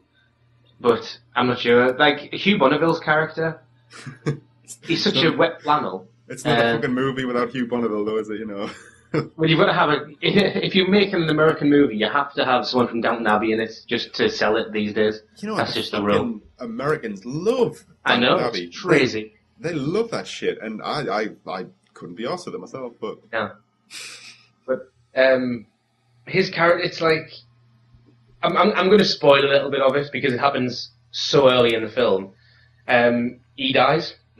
I love that. I'm going to spoil something fairly minor. He's dead. Fuck it. He goes off to, like... They get to Normandy, and then they're like, right, where should we go? And he's like, well, I'll go to Bruges to defend this thing. And then he gets there, and the Nazis show up and just shoot him. Honestly, the way you're telling me this, it just sounds like, I'll just nip down to the shops, lads. It is. That's the thing. It's just like, they keep talking to each other on radio. They have to make their own radio because they're not given one. Jesus. That's like a plot point. And they're like, keep in contact. They're like, yeah, we're just going to have a drive down to, like, Newville because there's nothing where we are now. And then they get to Newville. It's like, yeah, there's nothing at Newville. We'll meet you at Arkin in 3 days. And they're like, yeah, we'll see you there. But they just introduce things so they have something to talk about. So with Hugh Bonneville's character, they literally introduce his backstory, how he's like a disgraced art dealer who was like doing forgeries and stuff, and this was his chance to redeem himself. And he fucked it up. And then, no, well, George Clooney's like, I hope he gets a chance to redeem himself because he deserves it more than anyone. And then the next thing you see is he gets shot. And then the next thing you see is George Clooney was like, his father would be proud that he gave his life defending this. And it's just like, oh, well, there, he's redeemed himself then, hasn't he? That circular character arc resolved itself in 6 minutes. Oh, man. I kind of want to see this now. I think this is the type of movie that would be great if you just got a lot of really pissed off people to watch it with you. Yeah, it made me pissed off because it was, yeah, I think it'll be good. I've got so much angry stuff to say about this film. Not a bad film. If this was, actually, well, I've come up with a good parallel. There's a film called All the Queen's Men. Have you seen it? Oh god, you know what? It definitely rings a bell, but I can't say I've ever seen it. Okay, well, just listen to the similarities in the, like, kind of similarities in the plot. So, Monuments Men is George Clooney has to put together a team of old people to go and rescue art from Nazi Germany. In All the Queen's Men, Matt LeBlanc has to put together a team of cross-dressers to infiltrate a German factory. Oh, I have seen that. Right? It's a poor film, but from the people involved, it's fine. It's like as good as it could ever be. It's like, oh, yeah, Joey from Friends is going to lead the charge of Eddie Izzard and a million people that we don't know. But Christ, Eddie Izzard wasn't even in character. He just waltzed on set. But it's almost, I almost have more respect for that film because it was as good as it was ever going to be for who was involved. Yeah. Whereas Monuments Men had such stuff behind it. It's like, I would, if you had to sit me down and I had to pick one of them two to watch, I would pick the Joey one. Jesus, that is a condemnation and a half, man. Fucking Joey.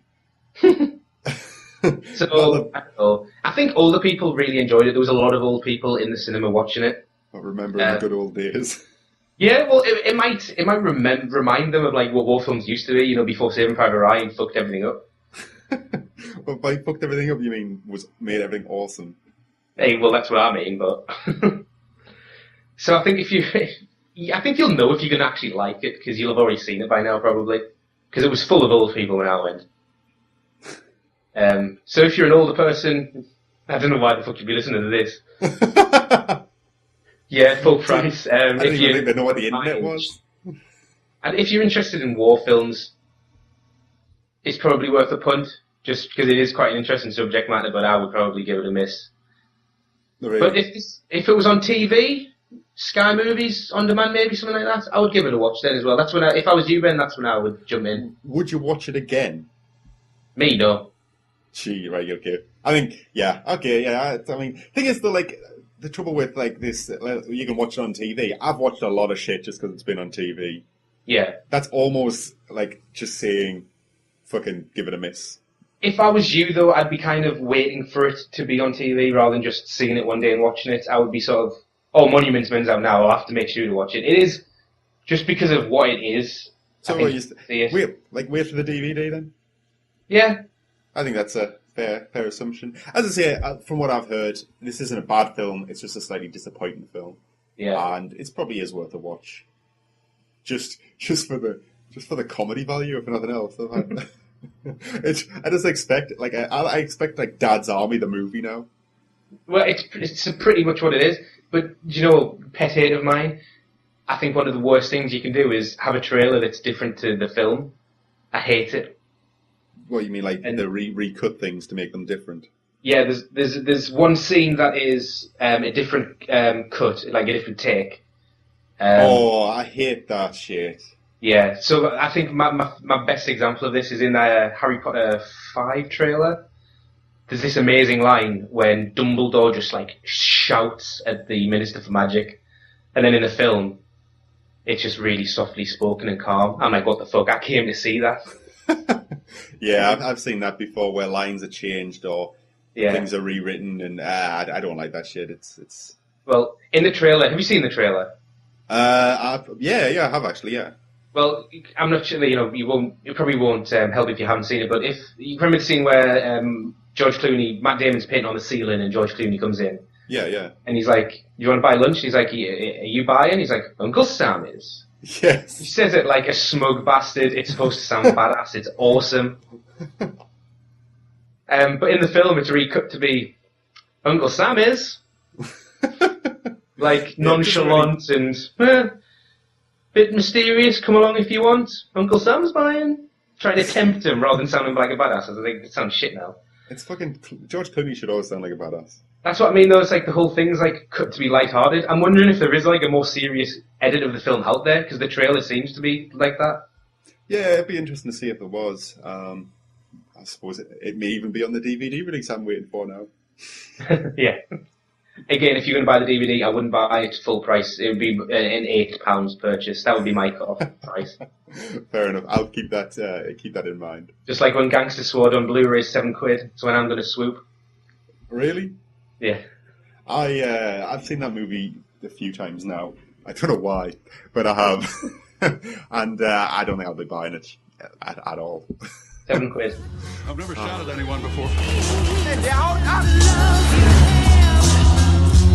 He really wanted it all. We better get it back.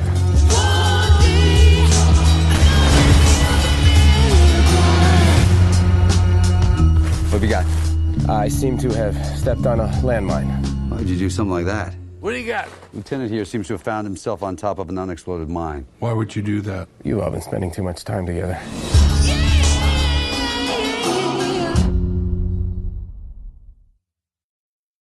The Oracle's words stand as a warning.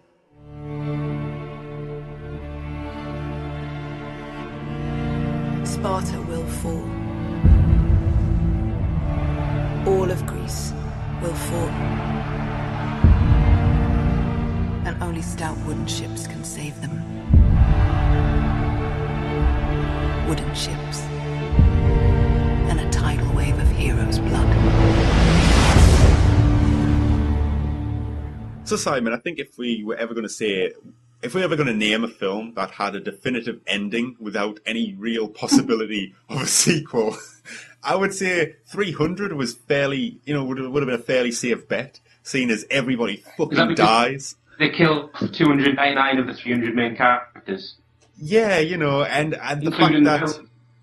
Yeah, and the fact that the 300, the story of the 300 is basically getting told by the sole survivor. And it ends at the climactic battle of the conflict it's all set around. And, it's basically like, because of the 300, Greece ultimately kicks the shit out of the Persians. And then it ends on we won. Yeah, and it was like, the dramatic ending to say, this is what it all built up to and we're about to win. And, we didn't need any more. But, you know what? Fuck that. Frank Miller said, oh, fuck that. The film's done so well. I'm going to go back and write a sequel, graphic novel, riding off the back of the success of the film. And then years later, we're going to get a sequel to that. Well, we're going to get a version of that sequel comic book in film form.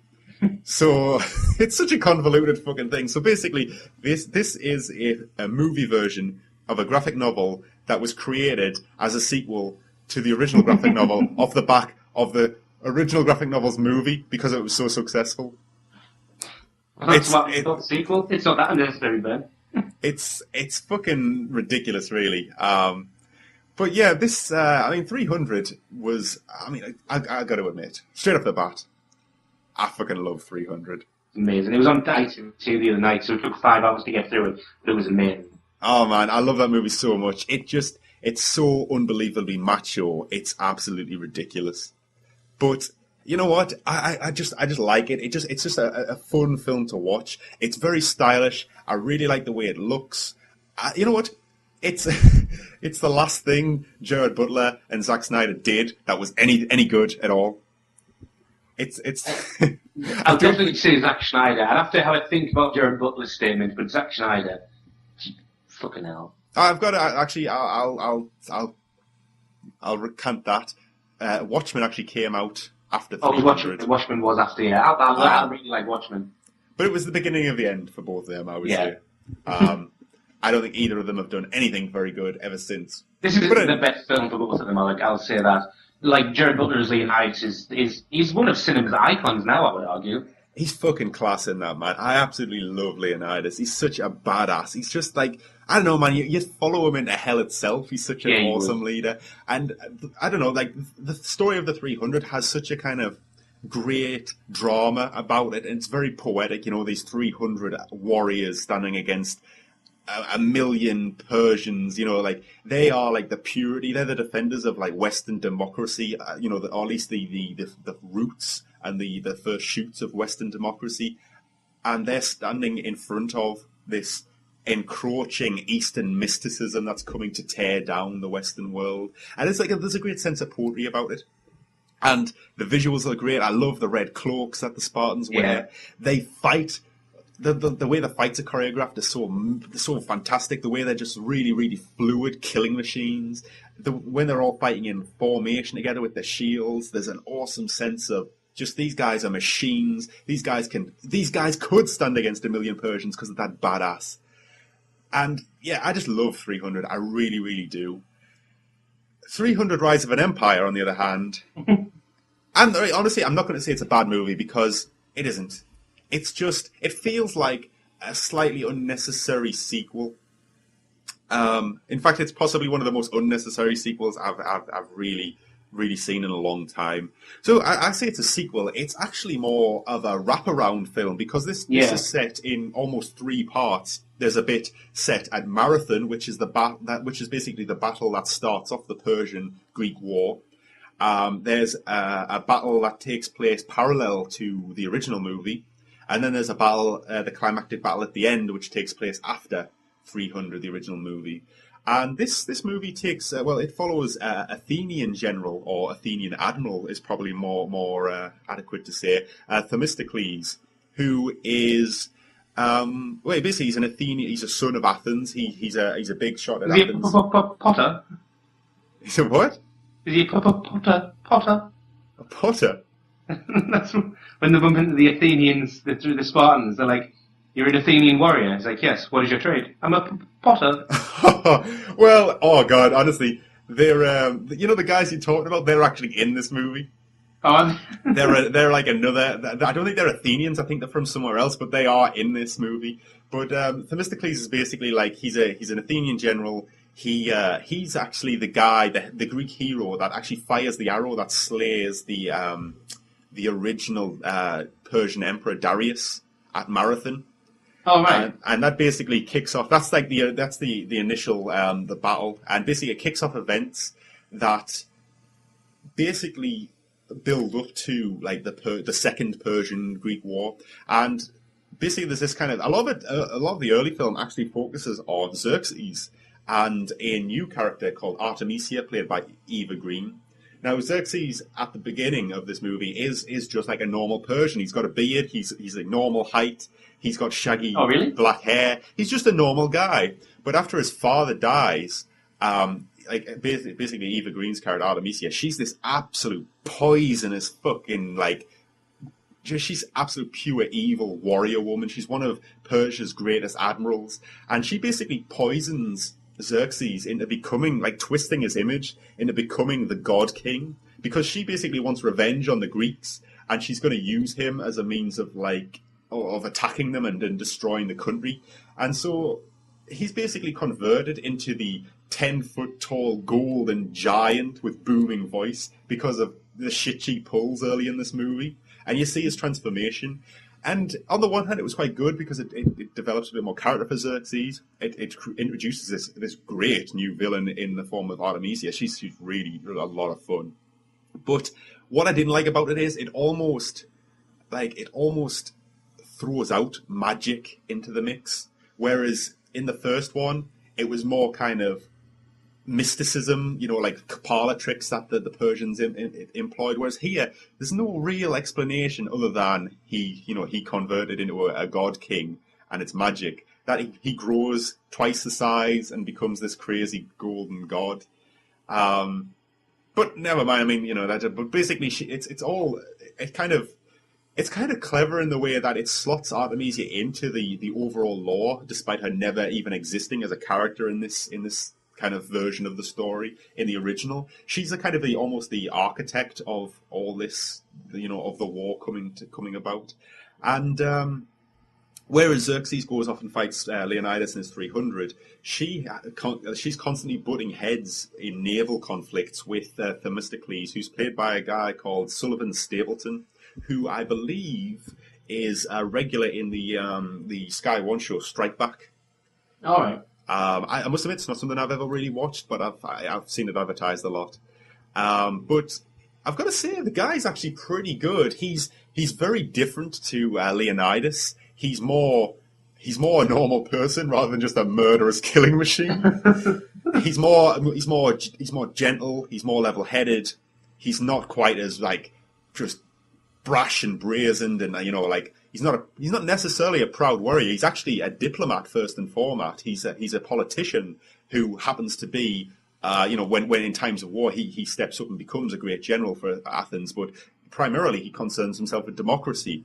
And I've got to say, I did like the guy. He's not as memorable or as inspiring as Leonidas, but at least he wasn't a copy of Leonidas. He was different, and it did help distinguish him a bit more than just kind of a rehash. And I did like that. Well, I didn't even realise that from what you're saying now, it's a completely different plot to what I was imagining.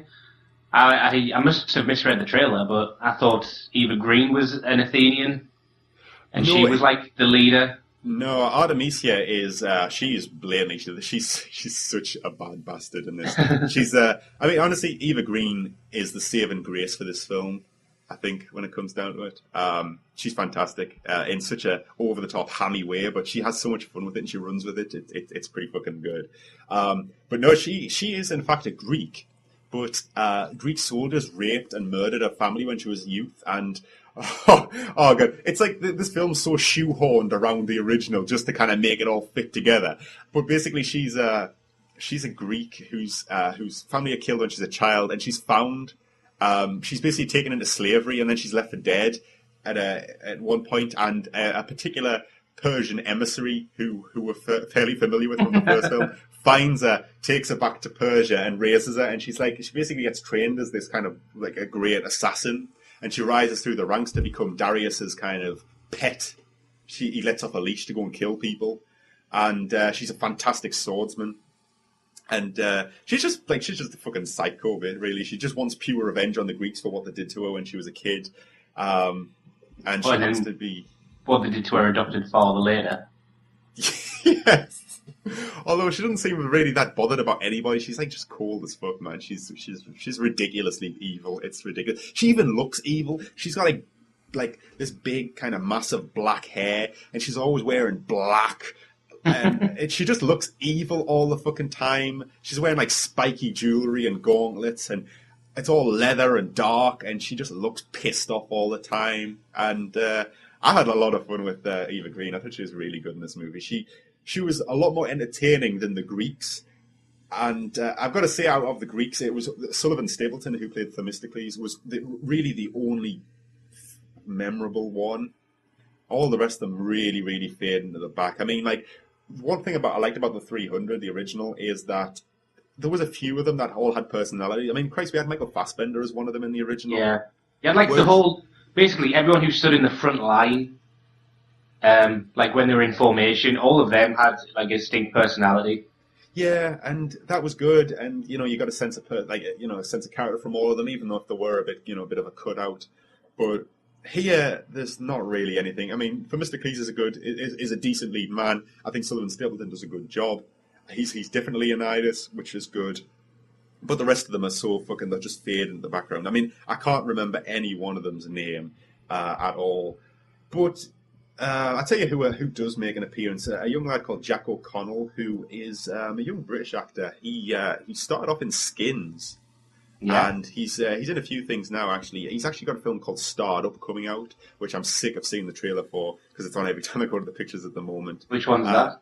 It's where he's a young lad who goes to prison. Oh, yeah. Well, he's in this, and he's got like the worst. He just keeps his Cockney accent, and it's terrible. Like there's a fucking terrible line. Like I cringed. There's a bit where Themistocles is like walking along the deck of a ship, giving a speech, and then he's like, right, there's one thing you need to remember, man. And then instead of just like letting him finish, his character just pops up and like in a Cockney accent goes, well, what's that then, governor? And I was like, what the fuck, man? Just shut the fuck up, right? I mean, even Jared Butler tried with his accent. He tried. Yeah. I don't know, man. Jack O'Connell is not good, and like there's a bit like his father is in this, and he's kind of like an old spy master, and there's like I don't know, the whole thing between him and his father feels like a bit of a cardboard cutout of the father son thing we got in the original. Yeah.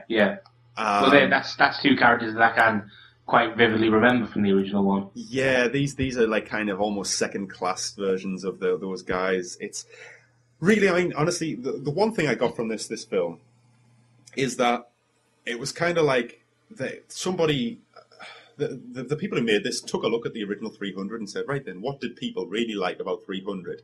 And they kind of got the look of 300, but they didn't get the core of what made it a good film and what made it enjoyable. Here, they seem to have basically thrown everything they could at the screen. It's just a constant flurry of CGI blood and spectacle on a grand naval scale that you simply don't see in the original. But I never really felt the drama that I did in number 3, in 300, because there's not that sense of, these few men holding out against this ridiculous onslaught. It's just kind of like big battles. And it feels like a video game when they're in full swing. People just getting absolutely cut to ribbons. CGI blood is used. I know it's trying to be stylish, but it just looks like shit, to be honest, a lot of the time. It looks like strawberry jam coming out of people. There's all sorts of kind of winks and nods to the original that just kind of feels hemmed in for the sake of it. I mean, there's a bit where Themistocles gives a proper kick to a Persian's chest. And it's just like such a fucking... It's basically like going, oh, look what we did in the first one, except it's nowhere near as effective as it is in the first one, because A, it's in the middle of a huge battle where he's killing people anyway, and plus you can kind of see it coming anyway. And there's one thing that really bugs me about this film, and it's kind of like a really pet peeve. Thing. There's a few things, but there's a really pet peeve is that they're constantly, like, it focuses largely on the Athenians, and they're constantly going, how will we ever fight this ridiculous Persian armada? We are just potters and farmers and craftsmen. And yet when the fighting starts, they're just like the Spartans. They're just going around kicking the shit out of hundreds and hundreds of Persians. And it's only when the immortals, the guys with the Persian troops with the masks on, it's only when they turn up that things start to turn. And even then, you've got Themistocles just kind of comes out in his blue cape and starts wailing on every motherfucker without breaking a sweat. It's just like it's slightly strange. Like, it kind of almost diminishes how effective the Spartans are. And I don't know, man. It's just it seems like a strange way to take the thing after that battle at the end of 300 that you don't see. Yeah. Is that in this film? No. It's not. And honestly, this film sequel baits like a motherfucker. Oh, really? Yeah, I mean, this might be considered a little spoiler, but basically the climactic battle is another naval battle, and it's kind of like the final showdown between Themistocles and Artemisia, and basically Xerxes is watching from the coast. And, like, as the battle's progressing, you see him kind of turn away and walk, like, back inland. And the camera pans up, and you just see, like, the 10 million strong army he's got in reserve, ready for the next film. Okay. So, basically, nothing's resolved. We still haven't seen the Battle of Plataea. And I honestly can see 303 on the horizon very, very soon. But one thing I will say about this film that's very, very struck me as very, very odd is that it is a film that was blatantly made with 3D in mind. Uh-huh. Yet it's a 3D conversion. It's a 2D to 3D conversion. It's not natively shot in 3D. So I have no idea what the fuck was going on, but there's so much of like shit, like blood flying at the screen, things coming at the screen, and then they shot it all in 2D, and then did it all in post-production. So I never saw it. Because a lot of the 3D stuff they wanted to do was going to be CGI anyway? I don't know, man. I must admit, I never saw this in 3D. It just seemed like it was blatantly a film that was made with 3D in mind, and yet wasn't shot in 3D. And I also, honestly, I think conversions, while they are better than the original ones we got, they're still not up to par with native 3D movies. Never are. But honestly, I mean, I've got a lot of, there's a lot of shit you can say about this film. It really does feel like an unnecessary sequel that basically says, let's go bigger. But it really misses the point of why people liked the original 300, at least why I like the original 300. It doesn't have that awesome, I don't know, it's just that, I was never excited. And I don't want to see people worrying about how they're going to fight and then fighting. I like the fact that the Spartans laughed literally in the face of death. Well, that's the thing. This film has none of the awesome bits from 300. I mean, some of the shots in 300 are really cool, like the bit where the arrows are blocking out the sun, the bit where they're all, like the first engagement where they're all standing with the shields, and like the Persians just hit them, and they're sliding back, and then suddenly they just lock. And then they're just like, right, let's go, lads. And they just open up and kill hundreds of them and then back down. There's nothing like that. And there's none of the fucking elephants. And the immortals in the first film, when they come out, it's like, oh shit, Persia's bringing the big guns out now. What's going to happen? In here, they kind of just stand around being Artemisia's bodyguards for most of it. They're not even reintroduced. You're just expected to know who they are.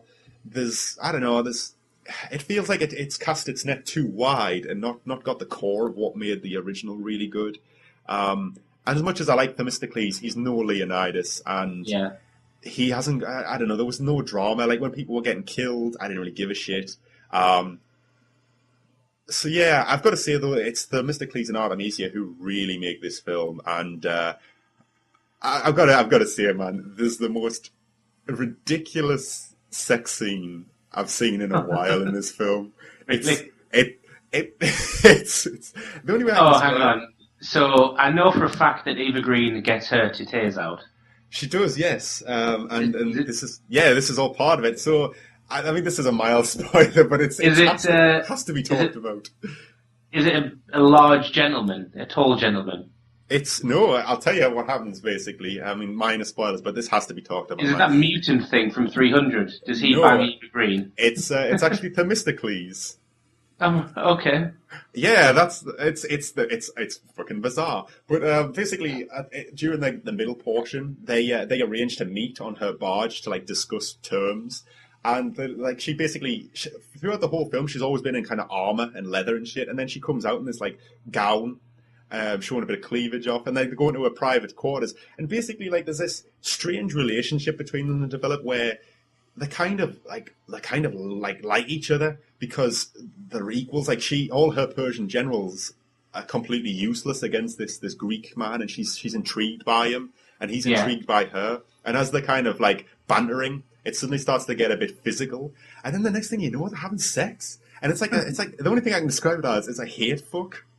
And it's just very bizarre, and it was pretty fucking good actually. It was so unexpected. It was so gratuitously just thrown in there for the sake of it. But I kind of liked it. It was fun. It was just daft, and I thought it added a lot to the film. In fact, it adds a lot to their kind of the climax and their final battle against each other. Yeah, and. A lot of threads online talking about this movie. Apparently in the Philippines, don't ask me how I know this, but apparently in the Philippines, they actually cut the sex scene. And there was a guy going, yeah, I was really confused by the final conflict between those two because it just kind of came out of nowhere. And it's like, well, not if you saw the sex scene, it didn't. But it's just very bizarre. But it's a kind of tongue-in-cheek almost because they start rooting at each other. And then there's a cut to the immortals standing outside the guard. You can just hear them banging inside this cabin. And these two immortals kind of just look at each other and then turn back. It's just so tongue-in-cheek. It's ridiculous. But it sounds like an 80s film sequel. It is kind of, I mean, I don't think this is a bad movie. I just think it's an unnecessary movie and it's not as good as the original, but it's still a good time if you just go into it expecting more blood and guts and fighting, because there's not a lot else here, but it's still enjoyable for what it is. And as much as I say this is an unnecessary sequel, I kind of want to see a third one just for the sake of it, let's fucking give it a punt. So recommendation? Honestly, I'd say go and see this. If you're a fan of the first one, don't expect it to be quite as good as the first one, but it's still not a bad movie. It's still a lot of fun. And if you liked 300 and you liked its take on historical events, then you're probably going to have a lot of fun with this. It doesn't have the heart or the more dramatic flair the original one had. And Leonidas is still the reigning king.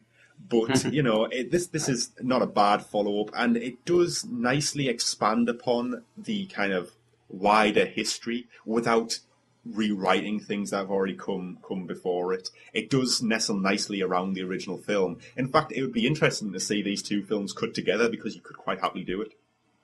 Yeah, I suppose.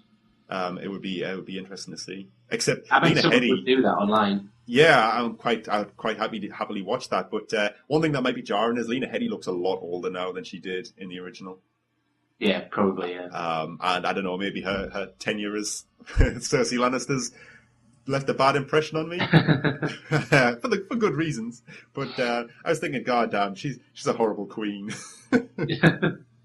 But never mind. Well, I'm going to see this on IMAX on Thursday, hopefully. So I'll have to make up my own mind, I think. Yeah, it'd be interesting to see what you think of it. But definitely worth going. I'm just sad it's Athenians, because I think I just like Spartans too much. I know that it's going to be maybe they moved away from it so they didn't have to replace Leonidas, but there's something about Spartans, they're just awesome. Yeah, I know, that's it. That's what I think's missing. There is something. There's a lot of there's almost a poetry to the Spartans. You know, like it's hard to describe, but they are mythical almost. Yeah. And that was entertaining watching them. Whereas, as I say, like the Athenians are for a lot of the time just kind of, oh, I'm farmers, so we can't fight. Oh no, and they're a bit of a wet blanket. It's only really Themistocles that's any good as a character, and I liked him. Yeah. But yeah, honestly, this is a film. This is worth going just to see Eva Green. Not only is she like she's a fucking awesome bad guy, you know, she gets them out, so it's always a plus. We should give an award for films with tits in, I think. Yeah, I think this one gets a good start. Do we think Hoggy's Hottie for March, possibly? I think it's a shoo-in at this point. There's going to be somebody has to waltz in and steal it away from her. Right, well... so you heard it here first? Yes. Stay posted for Hoggy's Hotties later in the month, and, well, I think that's the first episode of Take 2014 Under Wraps. Yeah, damn. It's been a long one. I didn't think long. we'd be going this Sorry one. about that.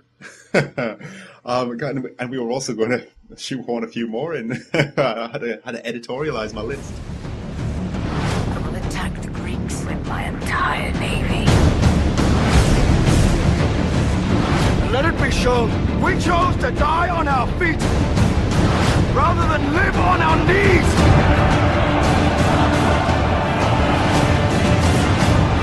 If death comes for me today, I'm ready. Steady your hearts. Look deep into your souls. Seize your glory!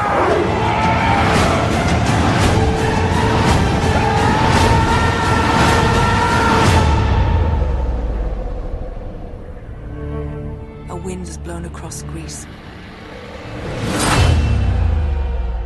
A wind of vengeance.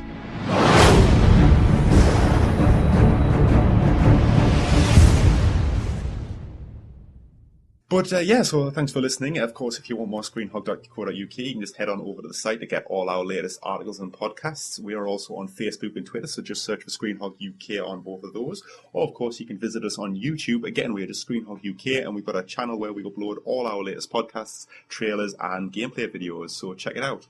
Other than that, thanks for listening. Bye. From Screenhog UK, remember you can like our page on Facebook at facebook.com/ScreenhogUK.